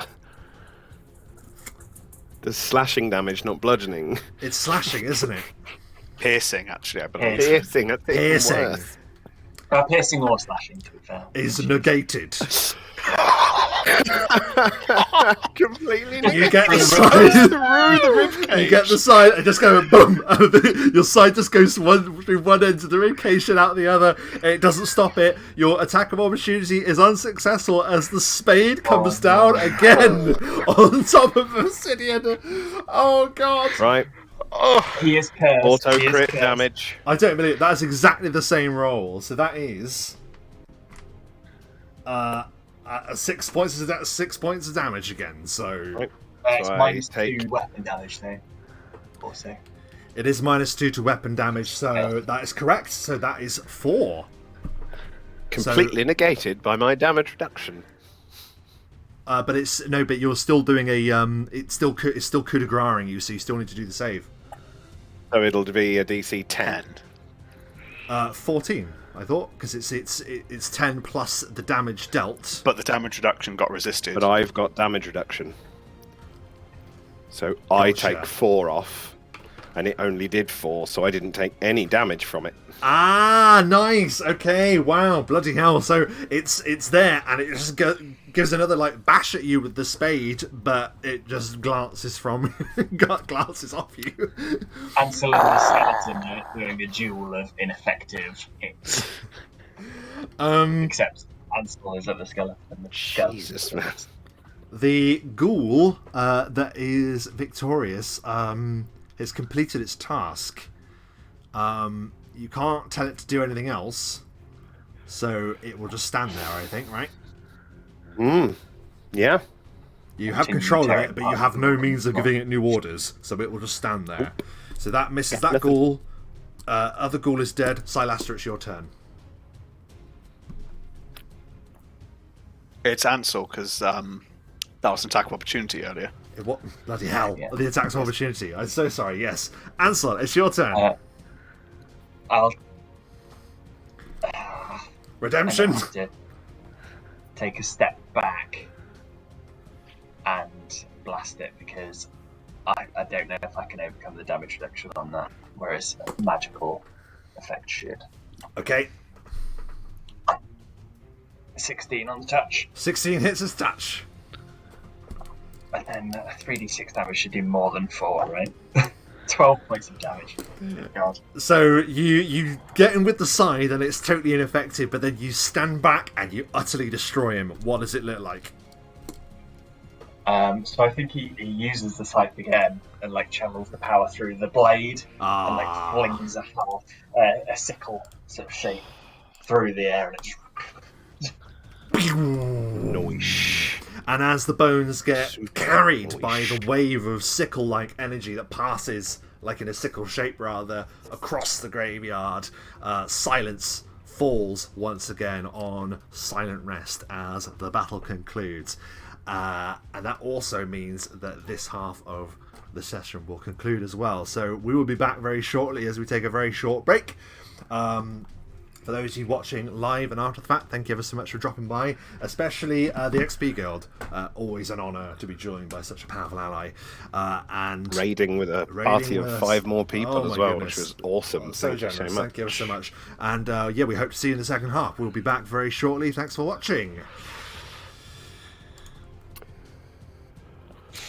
Oh my god.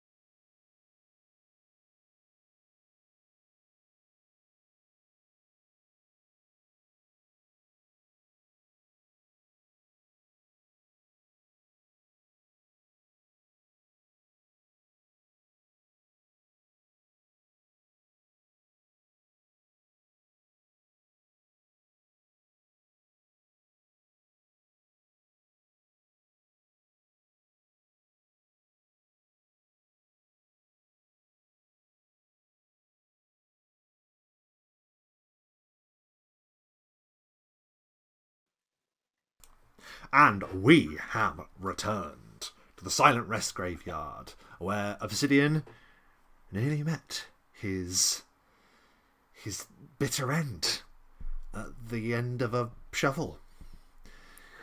By a weak ass undead creature. It would have been just the most. I think, if in anything, my face. I think this campaign has actually taught us that skeletons are not to be underestimated, because every time you use skeletons, they've actually been fiercely effective because they can't be stopped. They have. So there is that. But yeah, first of all, I have a question, Obsidian. How long does your control over the ghoul is pretty much... Oh, when I use it as right? a turn check, it's permanent, yeah. Yeah, so he's yours. The ghoul is snarling and looking at you as a minute, well, less than a minute, isn't it? It was like 5 rounds, so... Yeah, you sort of begin to stir, you start getting the feeling back in your limbs, Obsidian, and you're able to sit up and look at the devastation. The battle is done. But that feeling of there being more undead around you remains. What do you all do?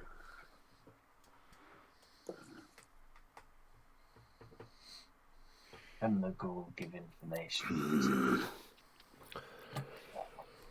Stupid. Well. What is this building ahead of us? Mausoleum. Mm-hmm. Yeah, that is the mausoleum. That is the house Balebliss. Right upon it, and that's what had been broken out of. Yeah. So let's have a look. Let's have a look in there. Okay. Inside, you look, and there is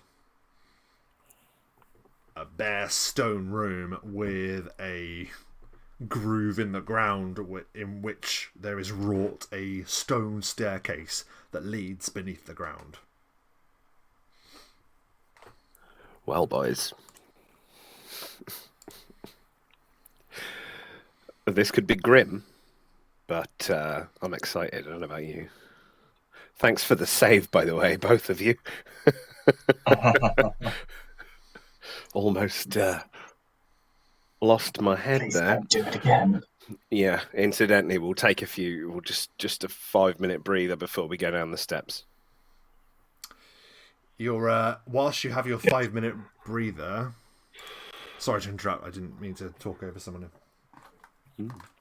I know, I just said good. You suddenly remember, the battle probably took your mind off it a little bit, Obsidian, but in the opening foray of the battle, you felt some presence. And that sort of left like a lingering... Yeah, well, when I took control of one of the ghouls, I had a presence, an image of a presence, certainly. Something that was trying to get into my head, but didn't. I think I overcame whatever it was, but I definitely saw something. So it could be that we're up against a more powerful necromancer. Oh no. Oh no, I'm not that good at it. I mean, I'm amateur at best, guys.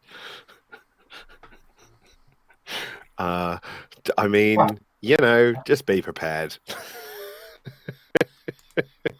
I am going to cast Spectral Hand now. Because why not? Yeah. Don't worry about putting it on the screen or whatever until it's needed or stuff. But okay. Yep, it appears... I cast it because it'll stay with us for a decent amount of time. Of course. Yep, it appears and it begins to float, and it begins to sort of like almost sort of like tenderly like drum its bony fingers upon the ground, as if happy where it is currently. Lovely. Okay, let's go. It's your intention just to go into the crypt? Oh, well, I mean, I'm not sure what more we can Do. I will use detect magic and dark vision and see invisibility all around the entryway and down the stairs as we go. Yeah, so you're able to glean that there is. You sort of tap into what Obsidian has sensed, which is that there is an overwhelming feeling of necromantic power that appears to emanate from this place. But other than that, your detect magic doesn't really detect anything here. It doesn't appear like there's any glyphs or warding spells upon the door. And as for the light, there appears to be like an eerie, dim green glow that seems to exude from lower down the stairs. But that's all you get from that.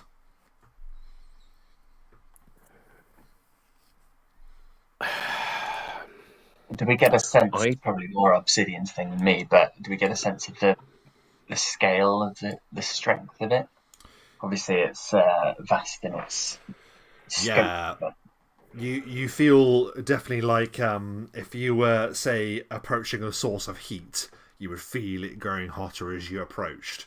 That is exactly the same feeling when it comes to the power that emanates. You could feel that as you move closer towards the staircase, looking down it, there is something far more powerful deeper down.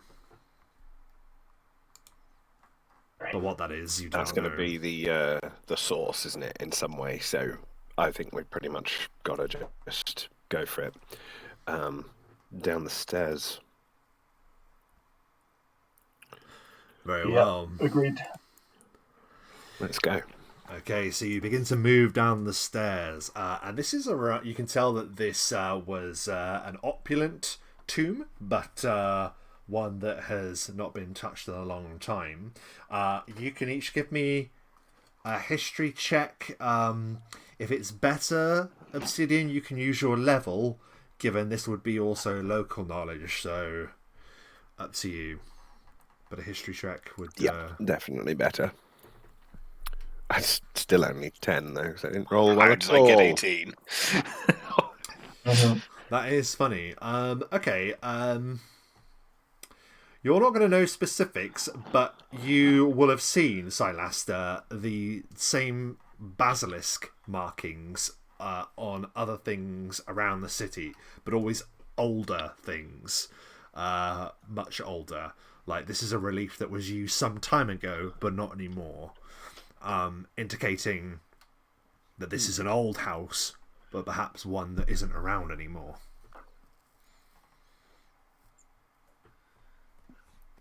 Well, I'll relay that. And as you're relaying that, you creep deeper into the darkness, that green glow being the thing that guides you.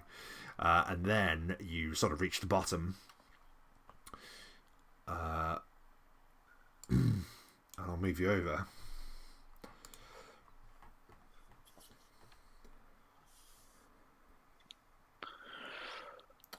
Ooh.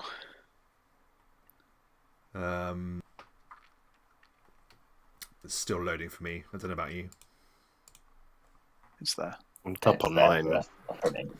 Just not me. Okay. I wonder why. There we go. So you see before you, a rather grand subterranean hall. A number of statues line a walkway that approaches one rather large, opulent statue of a large man, and draped across his shoulder there looks to be a basilisk that's been carved there. There is a number of stone tombs and sarcophagi that line the walls, and a vast number of smaller graves you can see interwoven between them that line the entirety of the walls. The statue itself stands on an island of rock in a big portion of the floor that has just collapsed away. That eerie green light appears to emanate from it. Would I have been down here before? No. No, No. this I place... tend to just bring the bodies, bury them up top. Yeah, this wouldn't have had no call to have been opened from what Sylaster has said. If this is an old house that no longer exists anymore, there wouldn't have been anyone new being put into it. So this is it. A long forgotten lost family that has clearly was once opulent in the area and now forgotten. And yeah, that glow appears to emanate from the statue. You can give me a knowledge religion, please, Obsidian, or indeed anyone else, if you have it. Oh, 17. You know of Slightly better roll. an ancient skill of creating magical totems that hold powerful magic in place, so the caster can be elsewhere and not having to concentrate on keeping a spell active. Ansel, give me a knowledge arcana. That I can do.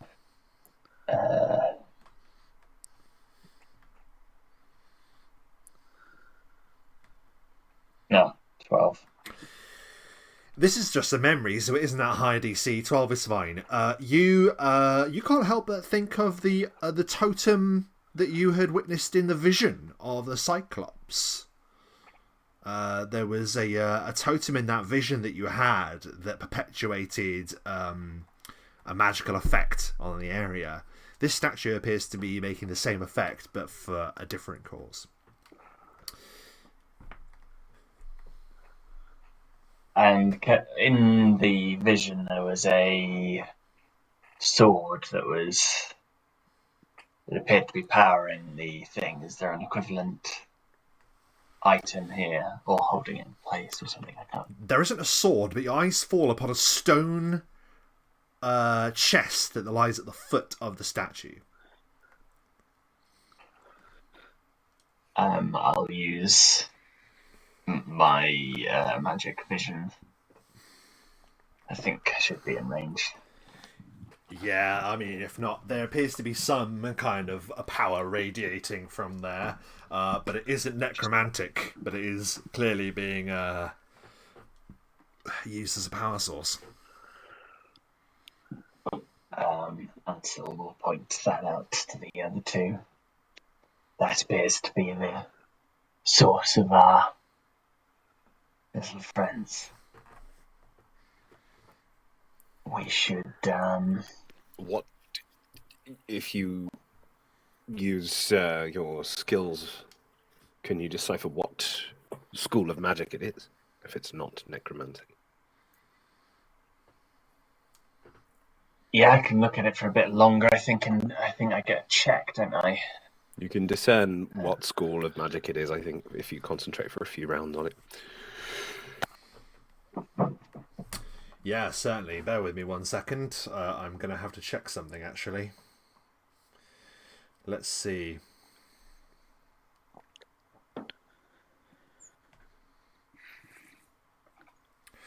Bear with.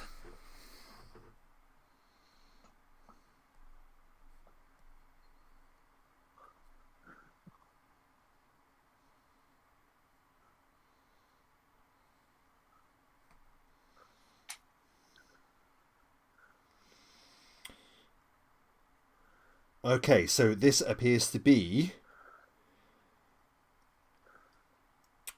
It appears to exude divination magic. Divination. So that means they could be remote viewing through it in some way. Could be some sort of ward or not ward. Wards aren't divination, but like remote viewing, like some way of alerting someone that we're here if we step further into the room, perhaps.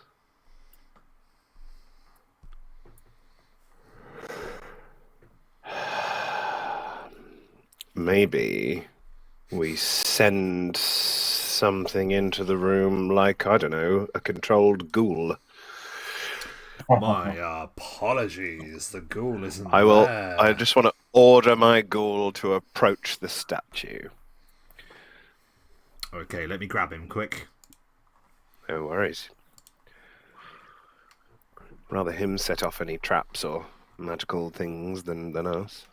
Mm-hmm.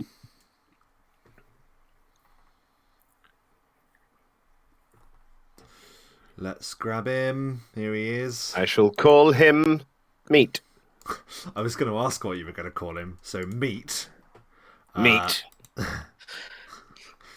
Meat will scamper down the stairs. Mike, didn't you have a character had a horse called Meat once? Now I think about it. I'm sure you did. You got a horse and called it Meat. I'm sure of it. I wouldn't be surprised. I'm sure. Yeah. Or it just seems like a you thing to do. I don't know. A you thing to do. Me thing to do. Just in one of your characters, I just remember him being a particularly. Maybe. I don't remember. Maybe Drask. Maybe. So, Meat appears, scampering down the steps, and just goes. And then, at your order, you can place him where you want to go because you should be in control. I am in control. In control. So 1, 2, 3, 4, 5, 6. He'll go to there. And if nothing stops him, he will continue forward. Please give me a listen check. As close as he can get to the statue without obviously killing himself. Right before he reaches there, then. So if you mind moving him back 2 squares, please, Matthew. I'd like you each to make a listen. A listen? Whoa. My ultimate technique. Oh my god. I actually rolled well. And it's dwarfed by Sylaster, surely. Yeah, absolutely. It's dwarfed. Sylaster's on it. But I am not deaf currently, at least. As I usually am. So you all that can be heard as the footsteps, the bare footsteps of the ghoul that scampers ahead. Meat steals forward, and then you hear another sound, the sound of rocks crumbling. First you see a number of similar looking creatures.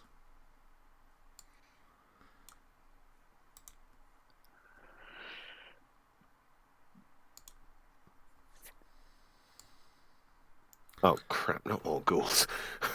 Fuck sticks. We're dead. They climb I'm down going to grass. pillars from the darkness above in response to that one arriving. However, what else you can hear is the ground shakes as it sounds like something is clawing handholds into the stone beneath the chamber as a diabolically huge looking ghoul pulls itself out of the darkness. It stands huge. Roll initiative. Certainly.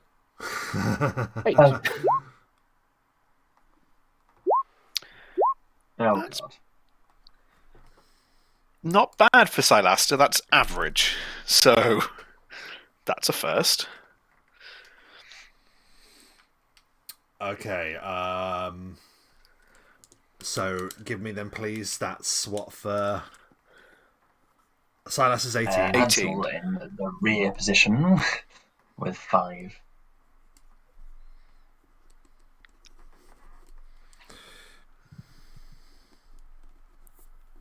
And Obsidian got an 8. Nicely in between the two.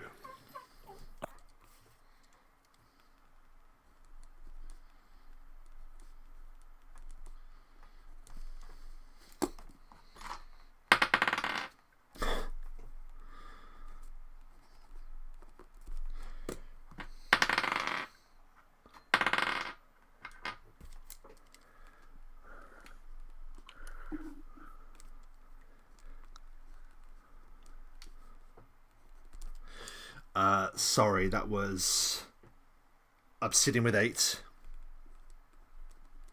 Correct. Ansel with 5. Is that right?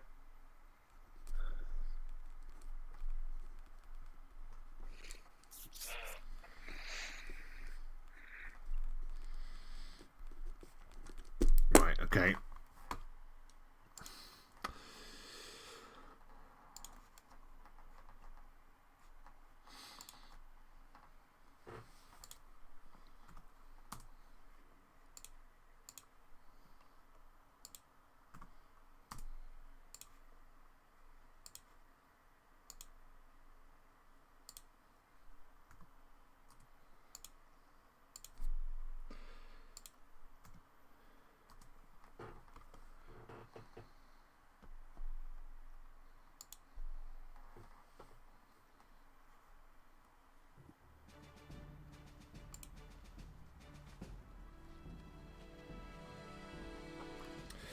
The great giant undead pulls itself out from the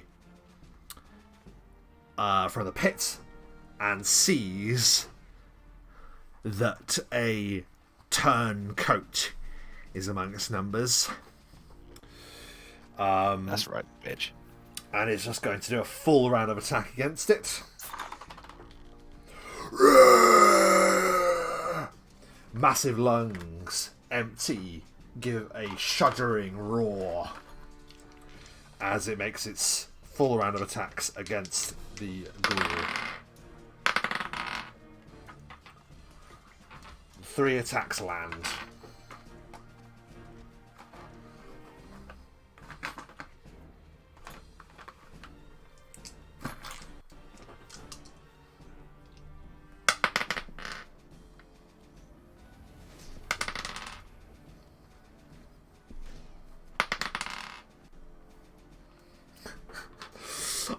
Just goes through a full round of attacks. It bites into the creature, puts both of its claws inside it, and just rips it asunder as it kills it in one round. The ghoul just clatters noisily to the ground, what's left of it, and is no more.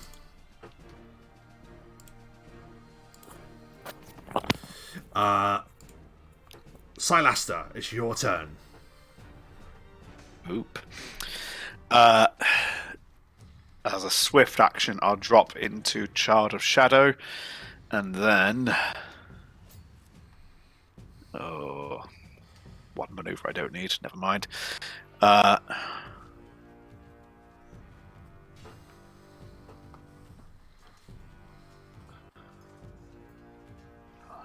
10, 15.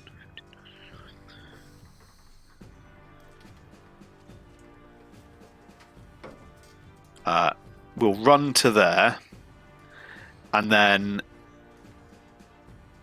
once I get to there,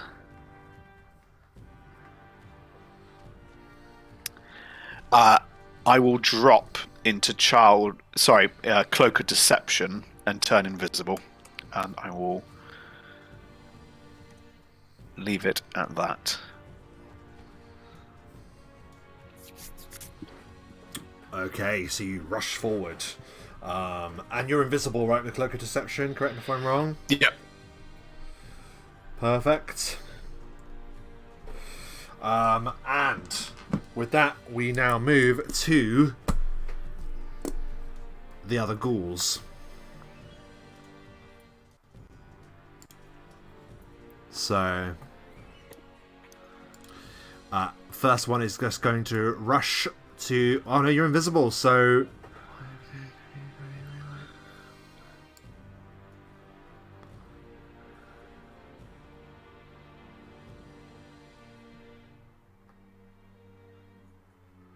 It's going to do double movement. It can't attack, but it can land in front of you. So that one rushes towards where you are, Obsidian.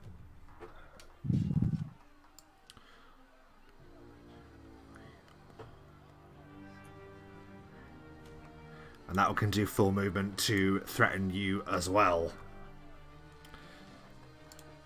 Ansel. That is their turn, because they have to use double movement to threaten you. Obsidian, it's your turn. Okay, so I'm going to take a 5-foot step to there. And then I will cast. So, at this point, I hold up my hand and I yell a word in Infernal, which nobody will understand. And as I do, can these two ghouls that are right in front of us please do a will save DC 21? Oh, both the ghouls. Yes. The issue with being a necromancer, boys, is that anything I do that does damage heals undead. So the only thing I've got are my big... I either control them or don't do anything. Well, not really control them in this case, but... the big stuff. So they both fail. Okay, so I have cast a spell called Halt Undead. It works basically the same as Hold Person or Hold Monster. It just works on undead. The only difference is if they are attacked or take damage, it is broken. But they are held completely immobile for 8 rounds.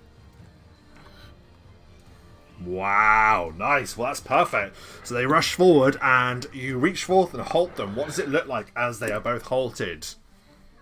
So yeah, again, there's a kind of a singular flash of this green flare in their eyes, and then the green flare just dies immediately, and they're just completely paralyzed, just like they did to me, biatches. The tables have turned, and the ghouls now stand hopeless in front of you. Anything else on your turn, Obsidian? Let's see. I just need to check. There he is. Ba-bum-bum-bum.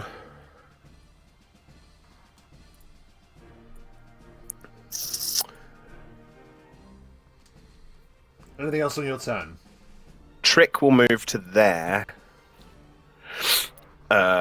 And sort of take up the stance, like ready to attack, like his tail's under and he's ready to attack, so that he gets the flanking bonus with Ansel. Well, it's a He's a strike, tactical master. devil. But he won't strike because he knows that will break the spell, because he knows his stuff. Okay. And that's me. Obsidian, excellent turn. Ansel. Well, if we've got a few rounds of no to worry about them. That Yeah, so I'll like if take you attack that them, round. breaks it, but take the rounds. Yeah, go ahead. Don't attack them. Just leave Yeah. it stood there. I'll wait and concentrate on the big dude. So first of all, I will throw a sickening blast his way.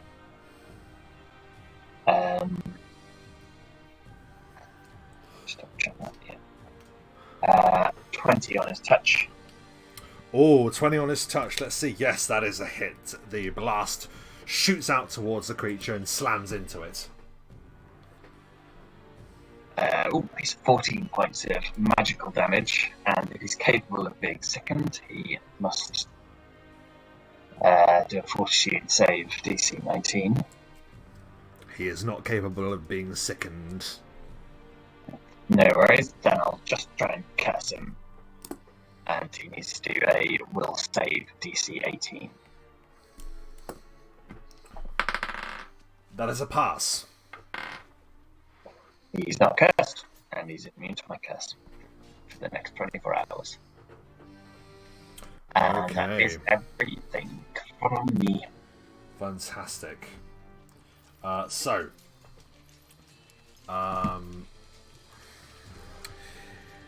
Okay, so we're back to the top of the round. You can each give me a knowledge religion or arcana for this one.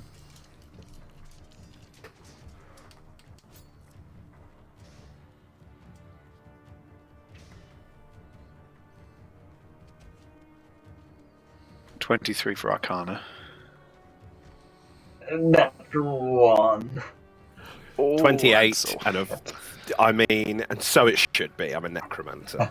So 28, you know, Obsidian, that this is a ghast. The Arcana Right. was to learn that it is also a giant. I Now, mean, it's obviously- definitely a obviously modified it's a gas giant- like crazy, yeah. It is a giant by size, but it is also type giant, to be clear. Giant undead. Right, gotcha. Yeah, so- yeah. Well, again, I actually can summon a ghast, so I know them very, I very expected well. you would, but I just wanted to check to see if you knew And- that it was like a giant as well, like category Yeah, giant. so, well, not a that ghast it's is just a big. creature that has died, Yes. so obviously the creature that died to become this one was a giant. Wow. Okay. Okay, so we are back to the top of the round, and that was your turn to roll to see if you could find out what it was. And you have. It is now its turn, and it is just going to charge through the ranks of all of you. It can. Let's see. Can it reach any of you? Let's see. So. Oh, I've grabbed it. I didn't mean to do that.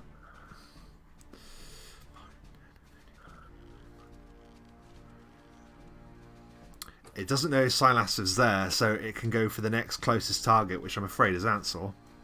And it can arrive at you.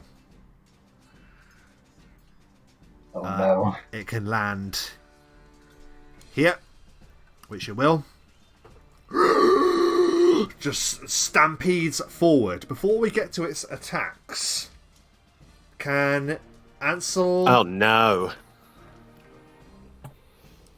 Yeah, can Ansel and Sylaster and Trick, if he has to, make a fortitude saving throw, please?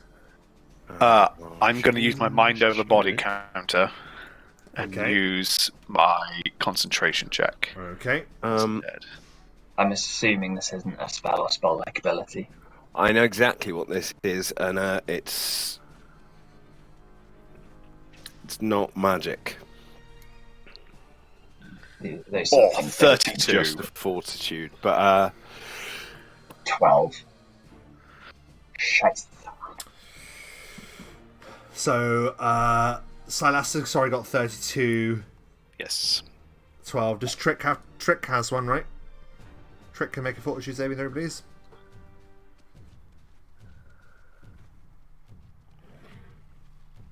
I don't know if you said something, Matt. I think you might have been muted. I could be wrong. hello. Hello. Sorry, is this classed as poison? I can't remember if this effect is classed as poison because Trick is completely immune to poison.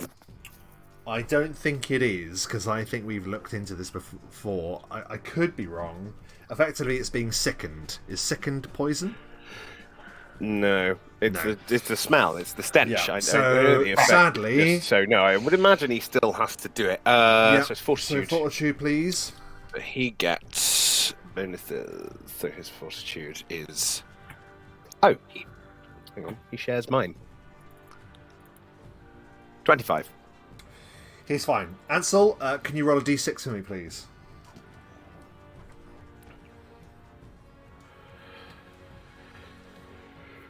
Three.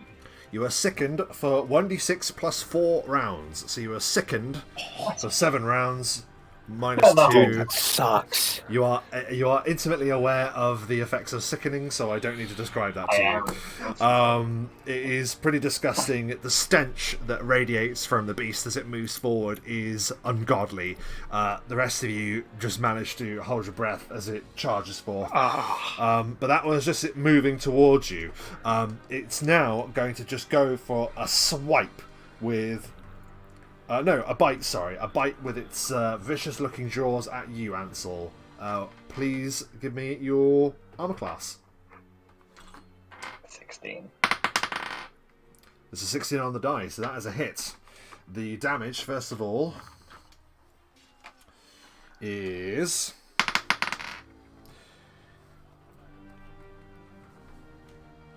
14 points of piercing damage. And can you make a fortitude saving throw, please? Is this also a not a spell like It's not spell-like, nope, it's just gross. 17?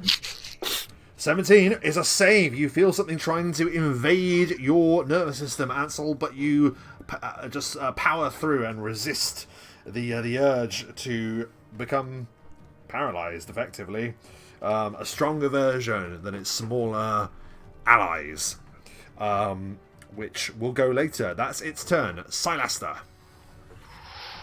Right. Cloak of Deception drops as I take a wide turn into a flanking position. So my Child of Shadow stance reactivates. And then, let's test the water here. As I sweep around, Shadow Blade, and jump and attempt to go both through its head and see how that works. Here, so that would be 15 because I'm flanking. 23 to hit. 23 is a hit. In that case, what's the actual damage? It's okay.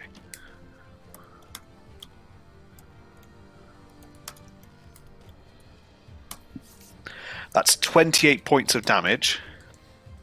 And then, because you never know, can it make does it have to make fortitude saves? It doesn't, does it? So in that case, this won't affect it. No, it's some shadow attempts to obscure its vision, but it just does nothing against the undead. Yes. You strike forth, and it is pretty epic, and your attacks do appear to have weight against it. It goes Rah! As you slam into it. Anything else on your turn, Sylaster? That's all. Am I right in saying that you're now visible, or did you say... I am visible. Just so I know for later. I have a that's all. mischance. Yeah, I know. Okay, the two ghouls that have been held, they just remain held, correct? Very good. In that case, then, we skip that. How many rounds, sorry, did you say? 8. It was like 8, wasn't it? 8. Okay, so that's 8. one. One round per level. One for each of them. Okay. Obsidian, it's your turn. Okay. Obsidian is going to take a step back. Just a little further, because every little helps. And he's going to ask... Trick is going to move over by me. Yes, master. But he's not going to do anything but withdraw, so that the guy won't get an attack of opportunity. And Obsidian will, at this point, hold up a hand once again, and sort of focus and concentrate, and will utter sort of a constant incantation in Infernal under his breath. Ooh. And can the big boy try a will save DC 20, please? That is a 19 on the die. That is a pass. Okay, in that case, nothing happens, and that is the end of my turn for now. Okay. Again, guys, it's all or nothing with my spells. Like, they don't have minor effects because I can't do damage to anything that's undead. I would just be helping. So yeah, sorry. That was Obsidian's turn. Then we move to Ansel. You've just been struck by or bitten by this thing that tried to paralyze you. You reel back. What do you do on your turn? Sickened. Yeah. You are sickened. Get out of there.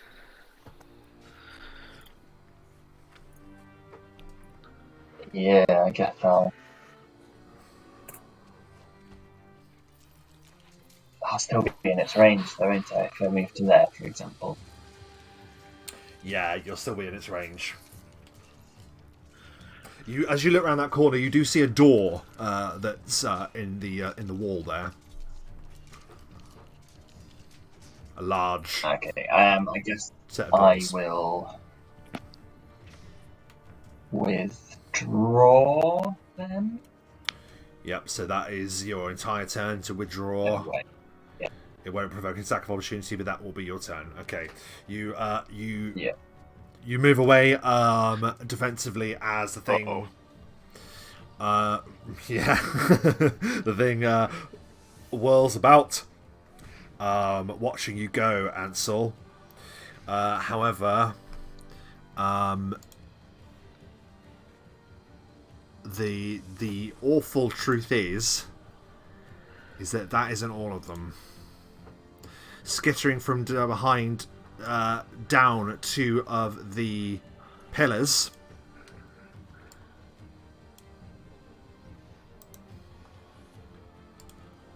Two more.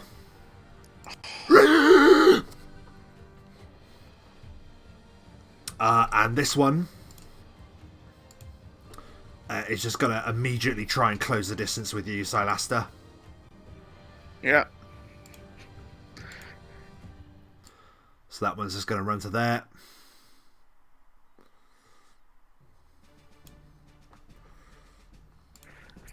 And because that one is threatening you... It's a flank. That is a flank. So he gets a +2 to his attack. Possibly 22. a critical. Not a critical, a hit. So a single... does wait. it. Mischance. Does it. Let's find out. It definitely does. Definitely does. Okay, so let me give you the damage very quickly. The bite is... that is 5 points of piercing damage as it bites into you. And a fortitude saving throw, please. What's my... it's boosted because I'm in a stance, but... 16. Is a pass. You resist the weaker of the ghouls' paralysis attempts as it bites into you. The other one...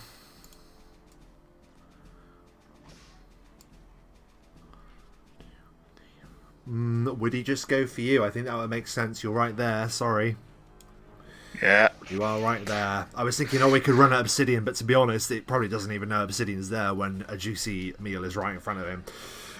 So it lunges at you, Sylaster. Its attack goes for your armor class, which is not 22. flanking, possibly a fumble. Oh.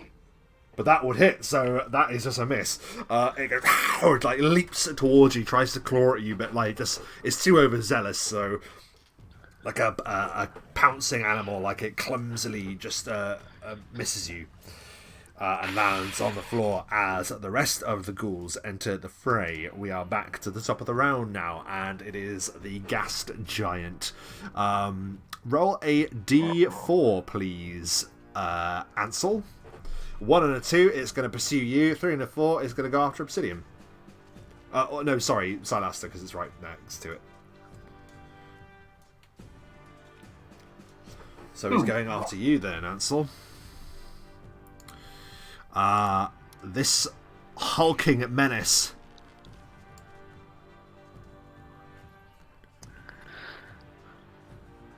Yeah, can get there, so he just plonks himself there.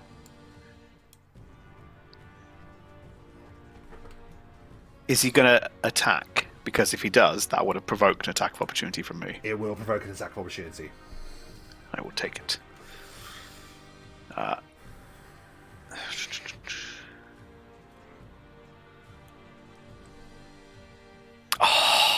Several criticals this session, but against undead. That's alright. So it's 1d. Max damage 20 with one punch. Bam! Absolutely smashes the thing as it moves away. Oh my god. Oh. Very good. I'm gonna just yell for you to move, Sylaster, just as a point. Whether you're gonna do it or not, that's entirely up to you. It's still not my its turn, turn, so yeah, I mean... But the information is out there. If you move, I have something that might help. It's going to swing at your armor class. Ansel, please. 16.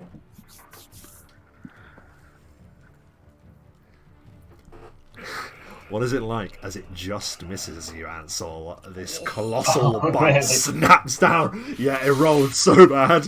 And I was like, that could be a miss. It is just a miss. It missed you by 1. So how do you barely escape the bite of this thing as it snaps down on you? I think he just ducks behind the sarcophagus and the gravestone. He's literally just hiding around corners and dodging this way and that, like... Literally, the last time that you dodge, you just hear a boom as the thing just explodes through a sarcophagus to try and like reach you as you just dive away at the last second. Epic. Sylaster, it's your turn. I mean, I can hear some faint sounds of Obsidian, but honestly, the big boy is my concern at the moment, and I can also see Ansel's backed himself into a corner. So, 5, 10, 15, 20, 25, 30. Tumbling away from 2, I don't need to roll a check. I beat it automatically on my roll. Cool. My tumble's 19. Yep. So I can get to here, which puts me into a flanking position for a mountain hammer. Let's see if this works. Let's do it.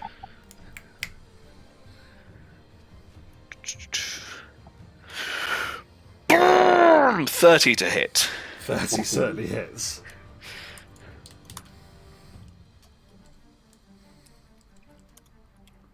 This bypasses any damage reduction, hardness, that sort of thing. Yep, gotcha. 22. Wow, okay. Okay. Yep, you smash into it and you hear a crunch as a good portion of its body caves in from the mountain hammer. It staggers, whirling about, looking at you. If horror could reach the undead creature's eyes, it would, but it simply just notices that you are the next on the list. Anything else on your turn, Sylaster? That's it. The 2 ghouls there remain in their stupor. Obsidian. So centered here, because that should get them. So 20-foot radius. Yeah, that'll get them. And it'll get both of them. And I'm assuming... And Cry. That poor little Cry has moved with his master, because he's on you, right? Like... I don't want to have to worry about familiars in combat. This is... Yeah. That's fine. That's fine. So a summoning incantation, and this time it's kind of a hand signal, and then he kind of does this, and as he does this, vines begin to grow all out of the floor that turn thicker and blacker, and you know this spell well. As Evard's black tentacles erupts from the floor in a 20-foot radius spread. What a spell! Classic. And we'll get all of these ghouls. And will be just shy of Sylaster because he took my advice and moved. No, that's a spread again. I'm trying to think about how to draw the circle. Oh, well, yeah. Kind of covers. I think it's about that. The only problem is I don't know then. That's off Can center. I move? Yeah, no, I'm going to move it though. So it covers that. There you go. I think that does it. Oh, you've got black tentacles! Well, we'll put that in the middle so we can see it, and the circle actually denotes the actual reach of them. There we go. It's slightly smaller, but it doesn't matter. It's got them. It'll do that. So, they will now all, because they are being attacked, so they'll break out of the halt. Okay. But they all get to do... So, remember how this works, because I've not used it. See the tentacles attack in particular target is a large creature with a base attack bonus equal to your caster level and a strength score of 19, so its grapple check modifier is equal to your caster level plus 8. Each of them has to do a grapple versus my caster level plus 8, so... It's a beast. 8 plus 8, so 14. 16. the grapple check modifier. So it's 8 plus 8 is 16. So it's plus 16, but obviously I still roll. Yeah, so it's plus 16 and you modifier. roll. That's right, yeah. So I will roll. So it's 26. The grapple modifier is 26 to 26. beat. Okay, and this is for all 4 of them.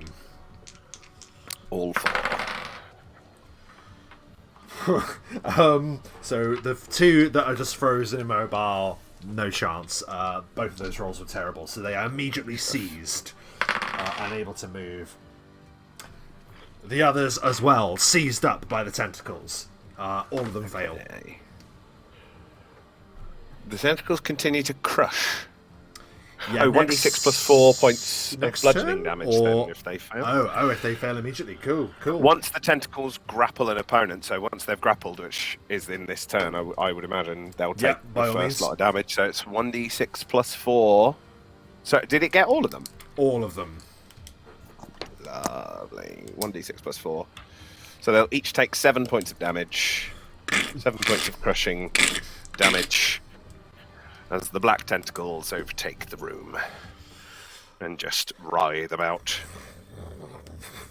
You can hear... But they have that glint of green still, because it all comes from the necromancy with this class. So, like, they're black, but there's, like, that sheen in the light of green that just sort of glows off them. Crush, my pretties. I will remain where I am. Very good. You absolutely kill it with those tentacles as they entwine the millions of this great ghastly beast. But the great ghastly beast is still at large. As we move to Ansel's turn, who faces it. Can I withdraw along the tombstones? Like... Moving along the tombstones itself would require a check to make your way through them. So that would be a balance, I'd say, to run along them. Difficult terrain. It'd be I guess it could be classed as difficult terrain, which would slow your movement. I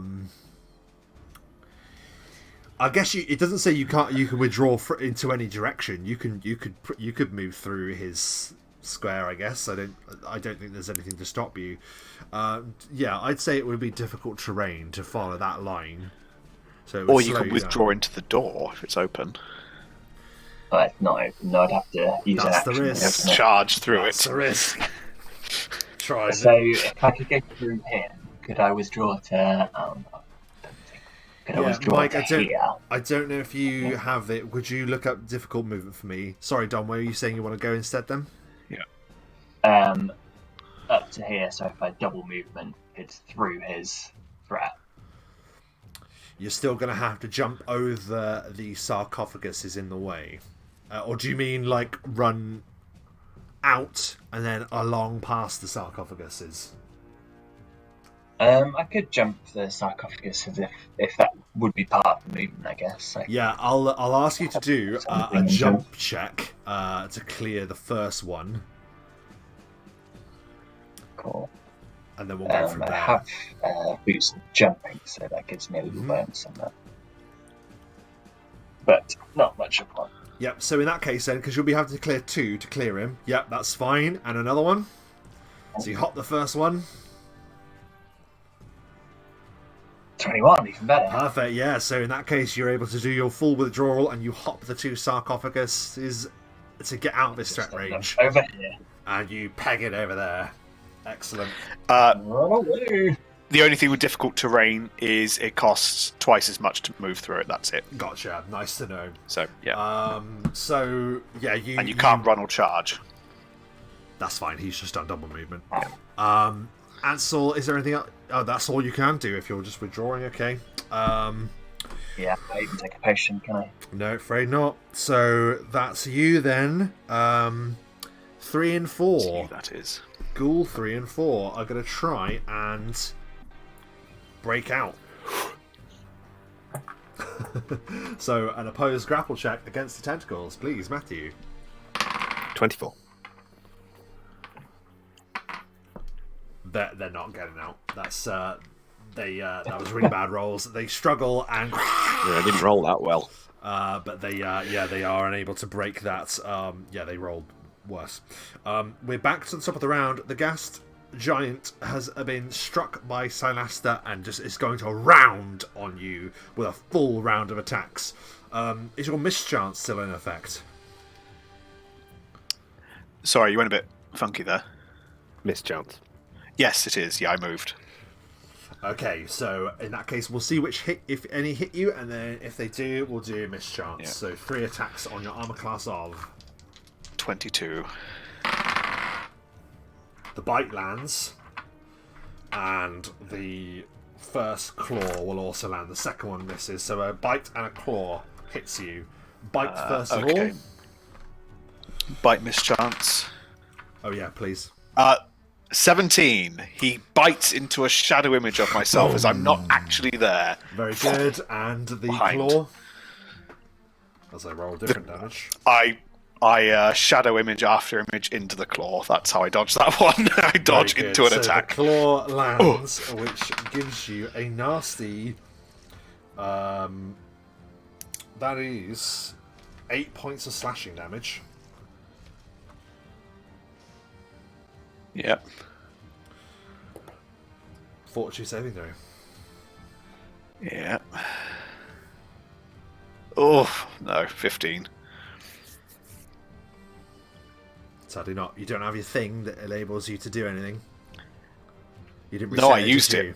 Yeah. No, sure. that takes a full round. I've not had the chance yet.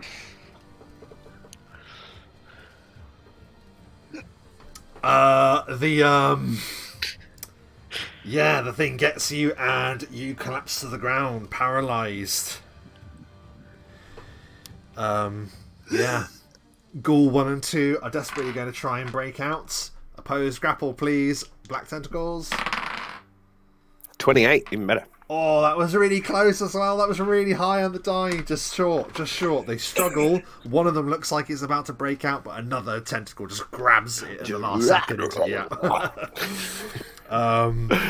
Obsidian, it's your turn. Tentacles, man. Love tentacles. That's what it's all about. How long am I...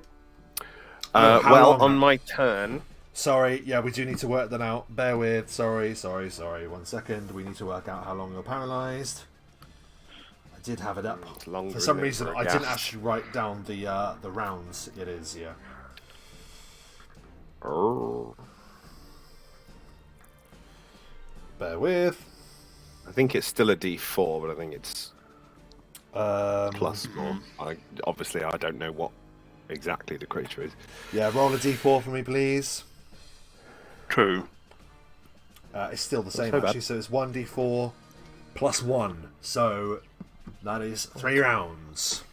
3 rounds. More than enough to be devoured. So the black tentacles will do a grapple check. Can they all oppose it to take damage? Such a pain. It's only 22. It's only 22. But they're only opposing the grapple check to take damage. That's a no. That's a no. That's a no. And that's a no. They all fail. They will all take a further 9 points of damage. Crushing damage. I will now move. Hang on forward. a second. Bear with me 1 second. To about here, because I get line of sight. What is it like as your black tentacles simultaneously kill every single ghoul in its grasp? It is. I mean, it's a bloodbath of sort of gelatinous, horrible, dried blood. I would imagine as well. It's not very nice. But like, yeah, I reckon it's really like it's systematic. The tentacles are just winding their way around limbs and breaking, cracking, pulling, and ripping arm, leg, other leg. Oh. Just bits of ghoul, and they're just the bits of ghoul all stay wrapped up in the tentacles and just continue to wave around in the air. I'm not going to cross them off because really it means gross. moving the tentacles, which I won't do, because they were being temperamental, as tentacles are very much want to do. Amazing. Yeah, all of the ghouls absolutely decimated in a crushing maelstrom of tentacles. Obsidian, it's Lovely your turn now, right? So, yeah, it is. Yeah. I step forwards. Yeah. I can't, and although I have line of sight in various places around here on him, because of this pillar, I actually don't think I do. So I he think is on a the map it huge looks creature. like I do. You'd still be able to target him, but I would say any attempt to range touch him, it would provide him with half cover, I will say. So he'll get a plus. It's not so much, to his any of my AC. touch spells would only be damaged. None of my spells would be touch at this point. It would only be things that would... I can either summon something to protect Sylaster and divert, which I think is probably wiser, or attempt to just hold him still. But if that fails, then he's definitely going to attack Sylaster. So at this point, I will summon...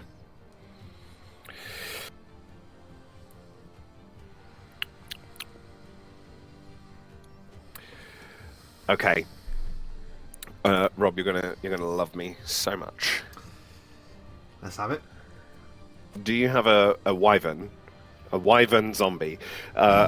Although it looks more obviously because it's me, but whatever image you can find of a wyvern or a dragon of some sort, it's I just don't large. I don't have a zombie wyvern. I can work on that. For No, another it's time, fine. but We I have can a imagine normal for now. wyvern. I will. This is the one that I hadn't managed to sort Yeah, there's not. thing for yet because I didn't think I would be summoning it, but I need something big and powerful.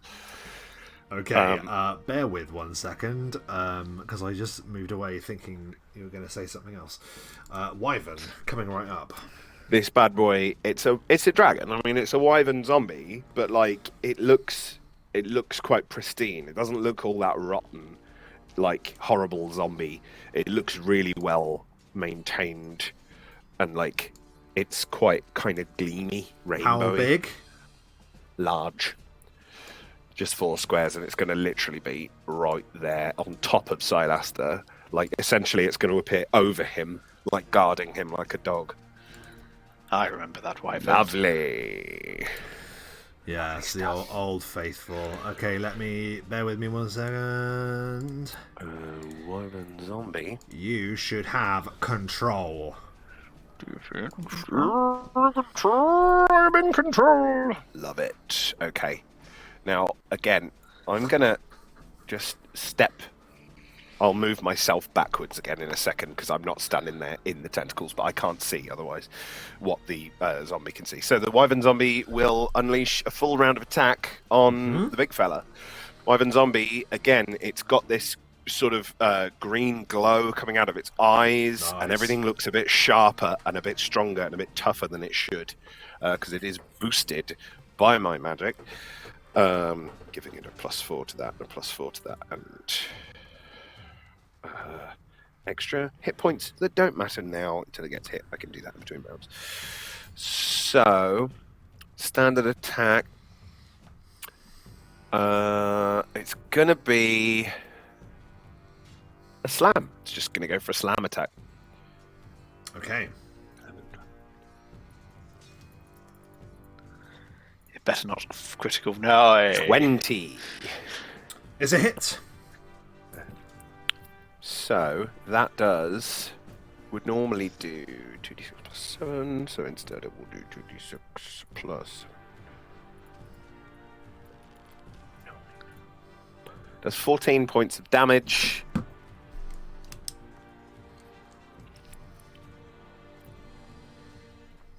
And it just, growls menacingly. How does the wyvern destroy the gas giant? Amazing. Just amazing. Yeah, man.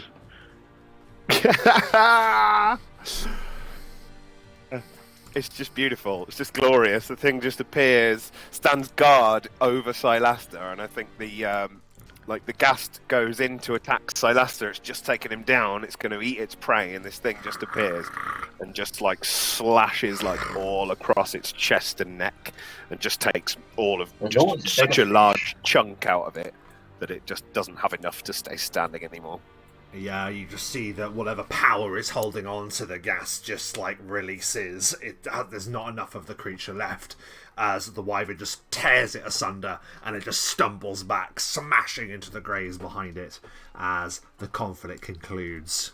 Congratulations, you defeated the ghast giant and its minions. The dust hangs heavy in this place now from the shattered rock and broken graves. The tentacles continue to flail, casting broken bits of ghouls around until it expires, or does it just stay there? I can't remember. It does. No, it expires. It's only 1 round per level, so 8 rounds. Yeah, so after a while, they drop things. They're holding bits of ghoul, just drop to the floor, and then they withdraw back into the sort of weird liquid floor that they come out of, like they're just declining away and disappear. And then the wyvern will also disappear. Oh, that's Cry's noise. Circle.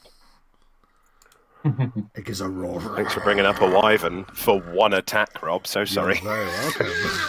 I was like, you can't tell how badly it's injured because it's. Say again, Dom. It was an important attack, though. It was very important. So no. I think it was the right choice, because I think it probably would have made the will save to overcome the hold. Likely. And then still would have got the attack with nothing stopping it, whereas that was more of a distraction. If it hadn't hit, it could still be distracting. And it was a strong decision, one well made in the height of pressure. Probably something that Sylaster is grateful for, as feeling returns to your limbs, Sylaster. Yes. Well, I'm just returning the favour, really, Sylaster. I mean, you saved my ass earlier, and yeah. Ansel, you just need to get into a really shitty situation in the next fight so that I can save you, and we're all even. I mean, I wasn't in a great situation in that fight. I was trying to cover your back. I just go, actually, Ansel doesn't look well, so just, and then I just go over and, like, just gently rub his back. It's okay, just over the edge. There you go. Yeah. There you go. Just give him a back. Gently rub his back. Once the second is worn off, can I jump over here and look at this box up close? You look into the darkness, and it does appear to yawn into a darkness, but you can certainly make a jump check. It's not a particularly hard one. It's I've waited until the second is worn off, so I don't lose 2. Well done. I'm so fucking ill. 19. Yeah, you hop over easily. You didn't bracken it. Yeah, he just run off the edge. Yeah, you see that there is a stone chest, quite a small one in comparison to the massive statue above. Yeah. Yeah, it's just going to take a look and be like, and what did you do? As he opens up there. Yeah, you open the chest, the stone chest, and it creaks or grinds or groans as you lift the heavy stone, shoving away the lid, to reveal a rather specific magic item, actually, that I did have to look up. So bear with me, because I thought I copied it down into my notes. Is it a Vorpal spade? It is not a Vorpal spade. A Vorpal shovel. It would be nice to make that a thing, to be fair. I do love the concept, though. That's the annoying thing. I know it's going to show up in one of Mike's games in the future now, and I will suffer its wrath. Have you? I'm going to name my next character Doug on purpose. Weapon of choice. Be like, I'm just baiting you, Mike. My character is Doug. I did. That's a shame. I did actually have it up, and I'm going to have to look it up again. Bear with me. I thought, because I was like, I should have had that in my notes, but then it wasn't there. It is. I can tell you, it is a medallion. You can quickly do a check for a knowledge arcana or a use magic item check actually to see if you know what it is. Use magic item quite happily. Got it. I found it. I don't have that. 21. I do have knowledge arcana if that's still on the table.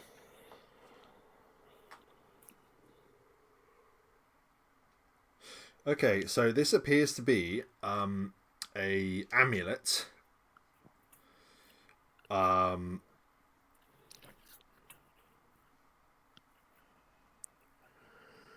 with 1 second.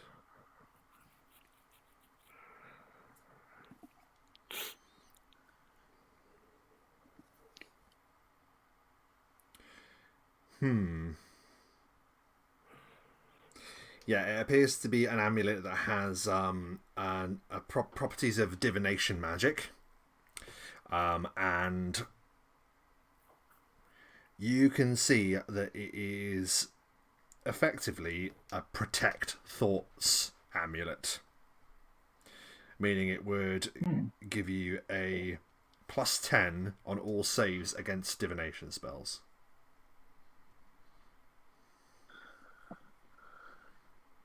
Nice. I'll bring that back with me if I can jump back across. Yep. As you remove the amulet, it appears that the greenish glow begins to fade about the statue. It's almost like you have to tug it away, as there appears to be some kind of force holding it there, but not enough to prevent you, just sort of like pulling a magnet away from another, something connecting it there.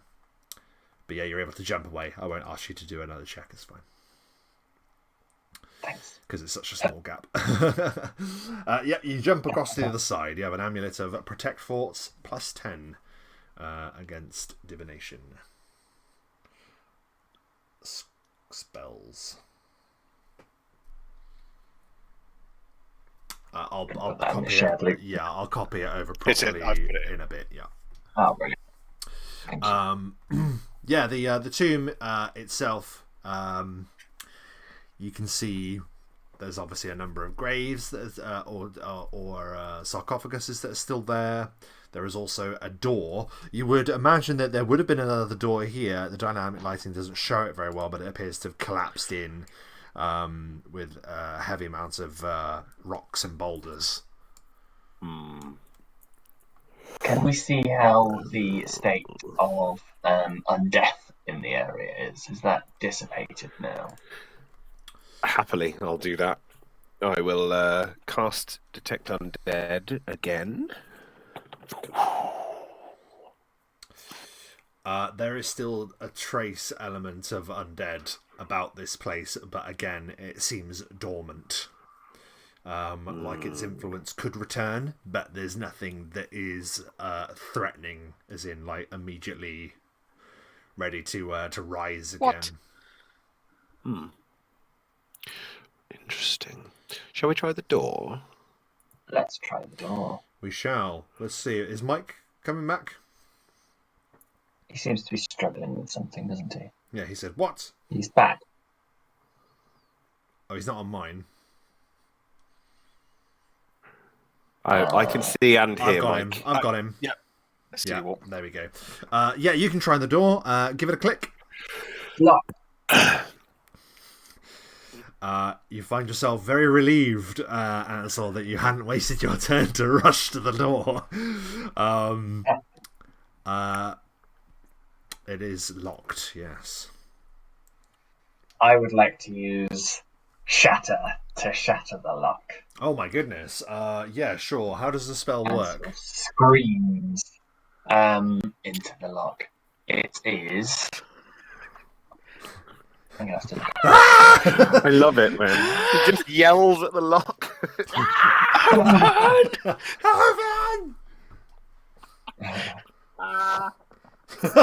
Oh man, just so stylish. That's just our party, isn't it? Through and through. Yeah. We don't pick locks. Okay, no, I no. looked up Shatter, so Shatter creates a loud... Sorry, it's not loading. It breaks brittle, non-magical objects summoned as a single, solid, non-magical object, so we can count that as the lock. It is a mundane So alternatively, you target shatter against a single solid object, regardless of composition, weighing up to £10 per caster level. So whatever your caster level is, to a maximum of 10d6. Oh my god! It shatters the door. So whatever your caster level is, you My get caster that. level's 5, so Yeah, so roll 5d6 for me, please, then, Ansel.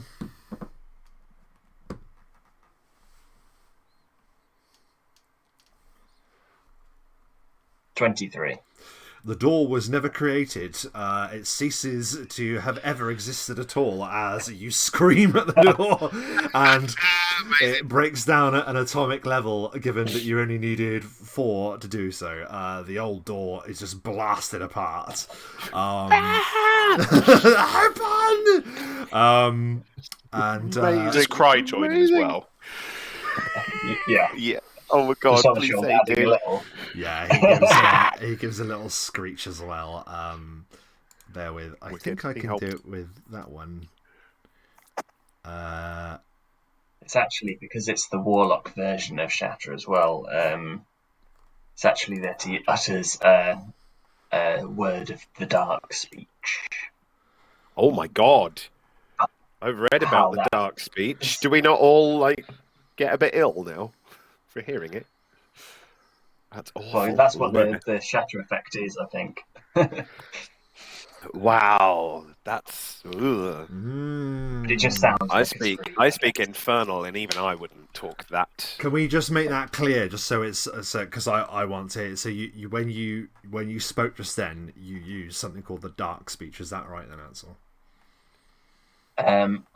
I can quickly look it up. I believe it is. Yeah. No, it's okay. I don't mean in a mechanical thing. I just meant as a flavor thing, like what it must be like for the character to do that. You know. It's like the language of Mordor, isn't it? Black speech, yeah. Yeah, not quite a true name. I think but it's like what's his name in who's the Inhuman who Black whispers and it just Black Bolt, yeah. So it comes out as a whisper and then just. I love that. As the door dematerializes, you see a number of ancient statues. They each reach forth with a palm as if ready to accept an offering. Upon each of their palms, there is a pile of what is unmistakable. A pile of platinum pieces. Hello. I'm not taking anything out of their hands until I know what this room is all about. Yeah, your detect magic vision just can sweep the area. You can tell that the only magic exudes from the chests, and 2 of the statues that face the chests. The ones with their palms outstretched are mundane. So it could be a trap there, couldn't it? Yeah, given many traps are mundane. Given there appears to be some kind of magical force on the 2 statues guarding the chests, it would appear so. I'm going to take some platinum pieces off the statue. As I see he's going to do that, I step back out of the room. I'm going to back up the room, yeah. Because I'm not entirely stupid. So the platinum... I'm quite stupid. The platinum pieces, there are 10 on each statue. So 10, 20, 30, 40, 50, 60. 60 platinum pieces. Now, platinum pieces worth 10 gold. So that's 600 gold, then. So 600 roughly. gold pieces in total on in the statues. There doesn't appear to be anything that explodes forth or attacks you for removing the platinum pieces. Well, that's 200 gold each. The Sylaster just chucks a few platinum pieces your way. Yeah, by all means, add it to your stuff. Nice round number, easy to add. Fair enough. I'm going to take a potion actually at this point. I'll have a Mod Wounds potion. Yeah, by all means. That's 2d8. 2d8 plus 10, is that right? So sorry, what kind were you using? A mod or a cure moderate? Mod, yeah. So yeah, it's 2d8. 2d8 plus 10. Yeah. Plus 10. Sweet. 17. Ansel, because you're able to study it, you can tell that this magic on the statues is very similar to that of the on the item that you took is divination magic.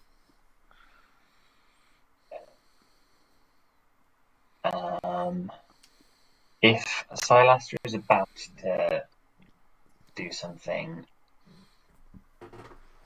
I will suggest that he wears the item we picked up.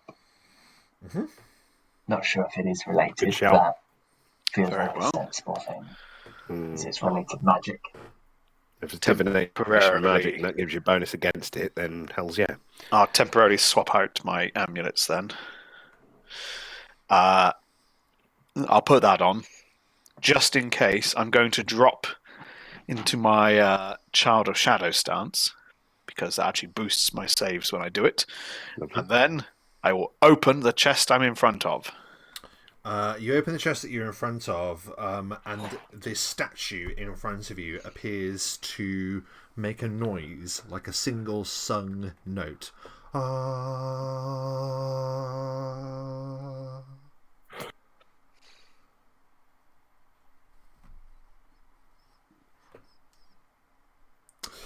You open the chest.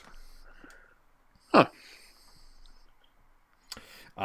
Something happened, but you don't know what.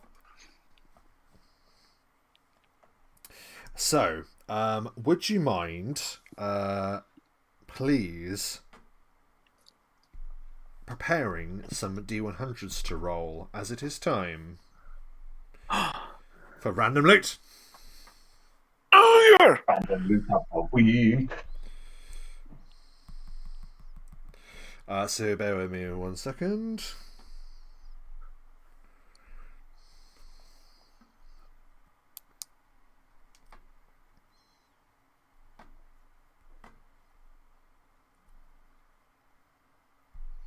Okay. If you'd like to give me the first D100, please, Sylaster. 65.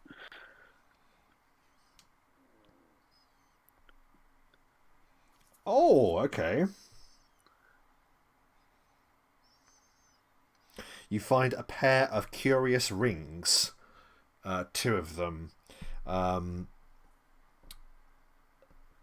A friend shield ring. 2 of them. Oh no. I know what they do. They're the reason that Mike killed one of my other characters. So these curious rings always come in pairs. A friend's shield ring without its mate is useless. Either wearer of one of a pair of rings can at any time command his or her ring to cast a shield other spell with the wearer of the mated ring as the recipient. This effect has no range limitation. Oh, it's not the same rings I wore, actually. I take it back. That's actually pretty cool. Immensely powerful item. That is a really good item. The Let's price, look up the I will just shield say of the this price immediately, is 50,000 gold pieces. 50,000. 50,000 for friend shield ring. Because it's a 10th level cleric spell. 10th level, what am I talking about? It says cleric level 10, sorry, not 10th level, there isn't 10th level. Yeah, 50,000, I'm not lying. It is the same ring that I wore. Yeah, the person can cast, so creates a mystic connection. Some of its wounds are transferred to you. The subject also gains +1 deflection bonus to armor class, +1 resistance bonus to saves. Oh, so you take the damage. Takes only half damage from all wounds and attacks that deal hit point damage. The amount of damage not taken by the warded creature is taken by you. Yeah, because it's of the shield of the spell. Gotcha. So the other person does take damage for it. Okay, that's cool. Right, well, Wait, there we so go. 50,000. 50,000, yes, I promise you. Unless it's a typo in the official SRD, it is 50,000 gold pieces. New price. Whether you get that from someone, we will have to determine. But, I mean, whether we'll even be able to sell that. Someone might have to sell their house to afford it. We are in a metropolis, so we probably could manage to send it to auction or something. Yeah, like a very rich buyer. Yeah, certainly. Yeah. All right. Well, there does appear to be another ring in there. Ansel, would you like to roll a D100 to see what it is? 73. Oh, Jesus Christ, even higher. You get a ring of grow angel wings and be an angel. Become angel.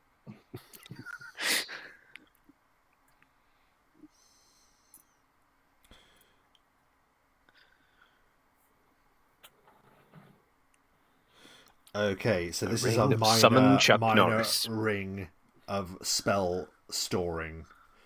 So a ring of minor spell storing. So this is, you can hold up to. Okay, so you can. A minor ring of spell storing contains up to 3 levels of spells that the wearer can cast. Each spell has a caster level equal to the minimum level needed to cast that spell. So you basically put spells into the ring, and it stores it to be used at another time. If you want to make a note of that very quickly. That again, another really good roll. My goodness. Okay. Obsidian, please roll a D100. Had to get there in the end, didn't we? My ring's going to be the most You useful. have found...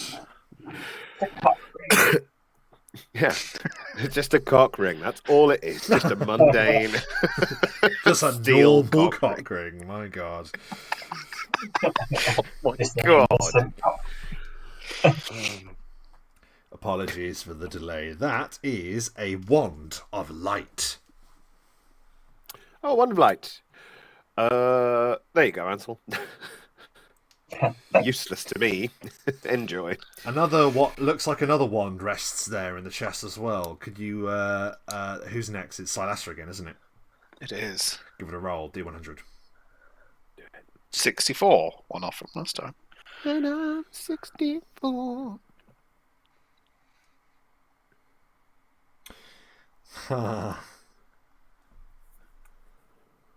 This is a rod of fox's cunning. Sorry, not a rod, a wand of fox's cunning. A wand of fox's cunning, which is a boost to your intelligence. +4 bonus to intelligence. 1 minute per level.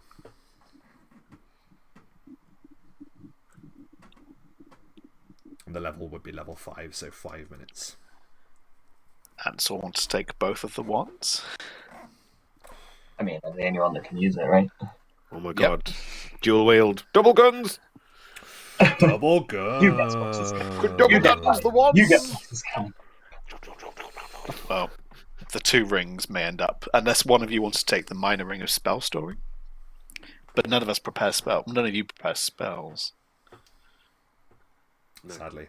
Right, it's all good. That's right. You can go Money. share loot. Money.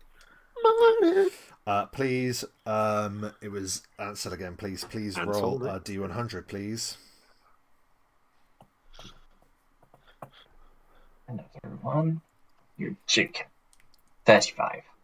35. Okay.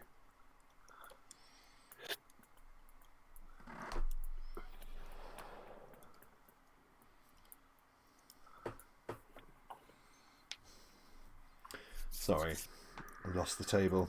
That was silly of me, wasn't it? What a silly boy. I know.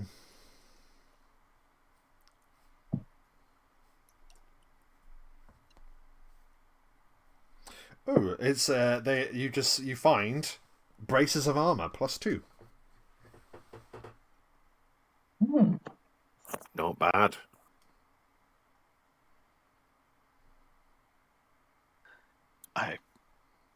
Unless anyone needs them.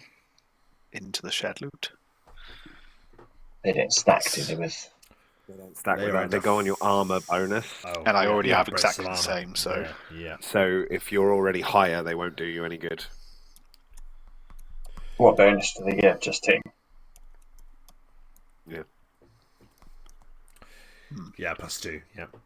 And finally, They'd be useful for someone like a monk, because they don't count as actually wearing armor, but they give you an armor bonus. Already got them on. Exactly that as well. Yeah. So, Can you give me one last D100 roll, please? Obsidian. 50! down the middle. Straight down What? the middle. Oh my word. Oh god. No. No. Oh, Deck God. of many It's things. the deck of many things. No, it's not the deck of many things. It's just made. It just keeps making the inevitable underwater level an inevitability as you get a ring of swimming. +5 competence bonus on swim checks. You find that there is a picture of a gnome doing backstroke engraved into it, Obsidian. Oh my God. Do you know what? Genuinely, yeah, inscribed. That's amazing for me, because it's like my weakness. Anything aquatic. Well, Nets you have and it. water. I don't know how many ring slots. How many ring slots can you have? Is it 2? Okay. Only 2, and I've only got 1 on. I will actually say, I forgot to mention this last time. Minor story point, that the ring of Featherfall that he's been wearing is the ring. It's on his wedding finger. Nobody noticed before, but like, it is his wedding ring. That's why it's so very important to him that he got it back more than any of his other equipment. Yeah, sadly, because she would have killed me. It means a lot and everything, but she would have kicked my ass. Aren't you wearing another ring? It doesn't work for him. I am wearing a ring. Well, of he said it didn't work Featherfall, for him. and I have a ring of spell storing. I have a ring of spell storing level 1. I'm not wearing it because... Yeah, you had the Deadwalker's ring as well. That's it. The Deadwalker's ring also doesn't stack with my class Because ability. I thought I was being nice and giving it to him, but no, it doesn't go. It's the same as his class It goes, ability. if you're a cleric that focuses on necromancy, it's awesome. But when you're a necromancer, predominantly you get it anyway. I did not know this. Oh well. So actually, I have 2 different rings that I can sell there, but I'll keep the ring of swimming. Shared loot. Ring of swim. Right. Okay. So that was that then. There doesn't appear to be anything else in the chest. Okay. What does the ring of swim add? It adds a +5 competence bonus to swim. +5. Cool. Pop that on. Still keeping the other amulet on for the moment, and still in a stance. I will open the other chest. The top. That was both chests. Sorry, I should have said. I take a step back and swap out the amulets. I do apologise. That's all right. I meant to say that was both of them. With a random noise. It seemed like quite a lot for one. Yeah. I was assuming the other one was going to be the trap chest if we... Yeah, well, that sound seemed a bit weird. I'll put the other amulet back and put on my natural armor one. But...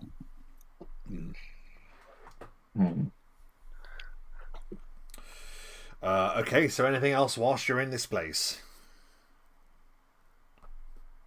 We got any way to move the cave in? It would take 100 men with the strength of Aegis to move such a cave in. How many shatter spells? One every 6 seconds for 3 years. It would take a god to create a room that doesn't actually exist there. Ansel, you shatter. When you take a breather, our mountain hammer. Then repeat. Shatter, mountain hammer. I'll summon another wyvern zombie. They're pretty strong. Yeah, you have to cast Dispel Dynamic Lighting to find that there is a void in the world that you could fall through. Well, guys, this might be, I don't know, this may be controversial, but just as a, obviously I have a bit of a identity thing going on with my home, and I can't run this Obsidian character from home when I'm in the city. And this looks like a really cool little Obsidian cave. Mm-hmm. Not a bat cave. No. Obsidian is not Batman. He wishes. He really wants to be. That's the point. He wants it too badly for him to actually be Batman. Batman's cool. Obsidian hasn't. It's just not cool. He has moments of being cool because he does cool stuff, but he tries way too hard. I don't think Bruce Wayne dyes his hair. Anything else whilst you're in here at the moment? No, I don't think so. We need to uncover what the sort of base, where the necromancy is generally coming from, because it was all outside, wasn't it? With all the corpses and stuff. So, like, Is it still going? It is. yeah, I mean, the From background Obsidian's- necromancy yeah. is still going. Yeah, it's still there, dormant. Background. This was just a hub of necromancy that you have managed to defeat, but the dormant power still remains. Obsidian, your thoughts on what Old Man Olam had said linger within your mind for a moment?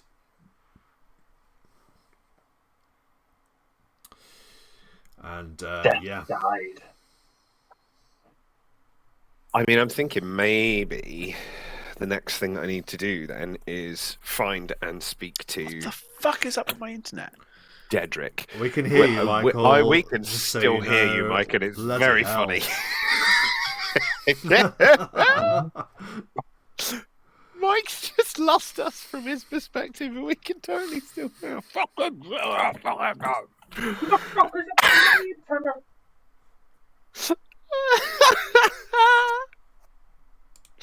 Yep. Well, I'm going to roll the bones, folks. I'll just. I think I'll just We slightly like to mute keep it him. super I think. profesh. We'll mute Michael there just whilst he loses his. Mute it from the fucking stream. mind. I'm not muting him. It's too funny. Jesus, what's that for his name? I think he's back. Can you guys see him? Because I can see him. Yeah. We can hear you, Mike. He isn't we back can for hear me. you swear. What a fucking word!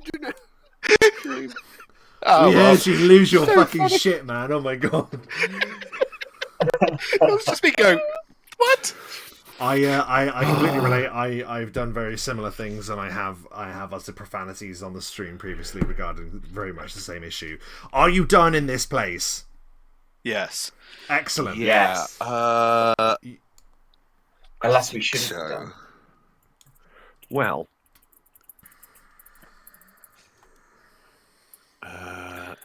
Well, a handy place to rendezvous if we it's need a handy place for me to set up a little necromancy base in the future, and I was just thinking of a way to keep it guarded, which I can do, but not right now. I need Obsidian will turn and just sort of glance at Sylaster. I need bodies. And just leave it at that as we walk away. Like, Lots of bodies. I do not condone your random killing work, but I do need fresh bodies. Fresh bodies. You I return. do need fresh corpses. It's just a thing. Then It's part of. It's important to me. I need them. perhaps Obsidian, you may spare some time for me tomorrow evening. I mean, sure. You're sparing some time for me tomorrow for my wee boy. Yes. You So happily. return. You return to the surface Your as ghoul's back. you have this He's conversation. alive. And as Sylaster is recruiting Obsidian for some deed,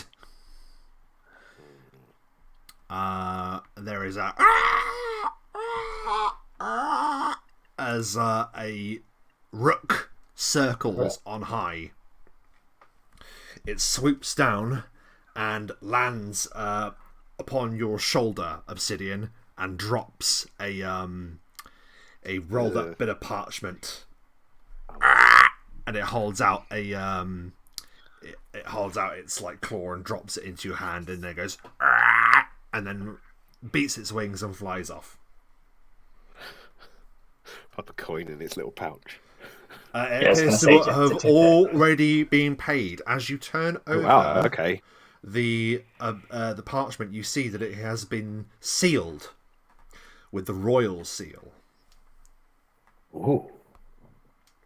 Oh no! How did the rook know? During to me, the rook said, "Ah, this is not good." Okay.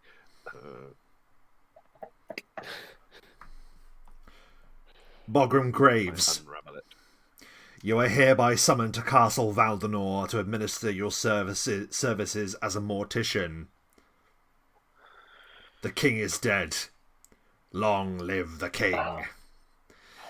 And that is where we will leave our session tonight. That's unbelievable pressure. As a new job opportunity emerges in Obsidian's line of work.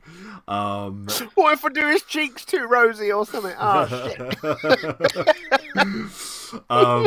But yes, it would appear that we are going to be intimately dealing with the royal funeral that looms on the horizon. The details of which are included in the letter, but we'll talk about that another time. For now, just bringing us back onto the title page. I again, another session of bits and bobs. It's another one where you're in a big city, a big hub. You could kind of go anywhere, really. So you could have gone to the graveyard, could have gone elsewhere, could have gone to the library. So yeah, all things that can be done in the future. We'll sign off in just a short moment, but as we have taken to do so now, I will ask each of my players one final thought before we sign off. We'll start with Dom. Final thought, if any. I am intrigued that this is the second cavern-like structure that has contained a magic device powering something that a giant has been involved in. Actually, yeah. Really considered that. Yeah. That's on my mind. Yes, well, that's interesting. An interesting point. Father of Gao. Well, Bloody Gower, isn't it? That's a very interesting thought, and one that is food for such things. Obsidian, Matt, sorry. Thoughts, if any, before we conclude? I feel like there is the possibility of a competing necromancer or someone that dabbles in that. I mean, actually, they would have to be a powerful necromancer to create that beastie. Thinking about it, I'm not sure I could make one of those. I'd have to look, but yeah, like that's a worry. And then obviously, mortician to the king. Oh crap! And sinister voices and flashes of strange, prism-like images. Yeah, it is all a bit odd, isn't it? It is a bit odd. Big mysteries, lots to uncover. Yes. Mike, any thoughts before we sign off? Other than how much you hate your internet? Yeah, my internet sucks. Which is weird. That's the first time it's done that in a very, very long time. Yeah. Well, there's this what's verging on potentially pro-elf assassination group. However, there is something very intriguing, especially the wraiths of Arvenaith. Is that the correct? wraiths of Arvenaith? Yes. Which, something there. And in quite a few gaps today, I've been plotting ideas, but now this news at the end, which to Obsidian is a bit more, to Sylaster is like, this opens up more opportunities. And it depends how much of that he can exploit. Because he's obviously, they did say to him, vanish, no one should know, and that extends to Obsidian and Ansel as well, I would imagine. So we'll see. But yeah, get rid of us as well. It's kind of bump us off. I silenced the whole metropolis. Oh, yeah. Everyone, They just gone. come out and say Right. it, right? Does make me wonder, if they said, kill your next contract and slipped you one of our names if you do it. Bogrum Graves. Yeah, if it came up, I wonder. I don't know. I don't know whether I trust that he wouldn't. Yeah, well, I'm glad that you've connected those dots. Yeah, certainly that could well be an in for Sylaster. To be honest with you, for a long time I've been thinking that the king will probably die, and I was thinking, well, if the king does die, then surely the mortician of the group has to be involved in that somehow. That is, to me, is really interesting. So I was like, that has to happen. So It is. we'll definitely be exploring Just that. got to make him look good. Got to make him look good. We'll be exploring that in the future. Yeah, I think that gives us the excuse to entitle this episode or this session "The King is Dead," because I just wanted to use it. I need to get some more information in about the king somehow. That's it. Well, the next one after that can be Long Live the King. Long live the king, exactly. Yeah. Again. Mike, calm down. Don't say anything. He's gone. He's back. He's back. He's back. He's not. Well, it seems like he comes back last for me. There he is. Right, we're going to sign off before it happens. Oh, he's gone again. I'm just going to sign off, and we'll see if he comes back. He might swear, and it's funny. I know, but that's exactly what I'm trying to stop. We're going to sign off. Listen, for those We're of you... sorry for Mike, everyone. We're not sorry. We keep him just the way he is. Thank you very much. Thank you ever so much for those watching live and after the fact. If you're watching this live, thank you ever so much for dropping by, and please consider following us on Twitch. And for those of you watching after the fact on YouTube, if you like this video, give it a like. If you would like to see more like it, give us a subscribe. Thanks for watching, and as I always say to everyone, ask anyone, I always say this, as I always say, He does. I do. Roll them bones. It's true. Take it easy. We're sick of it, to be honest. All the time. All the time. I never stop saying it, and quite frankly, professionals will need to be involved in preventing me from saying it anymore. I'm desperately trying to beat this thing.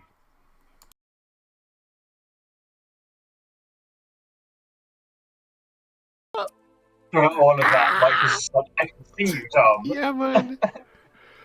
I'm okay. Oh my god. The mics are still on.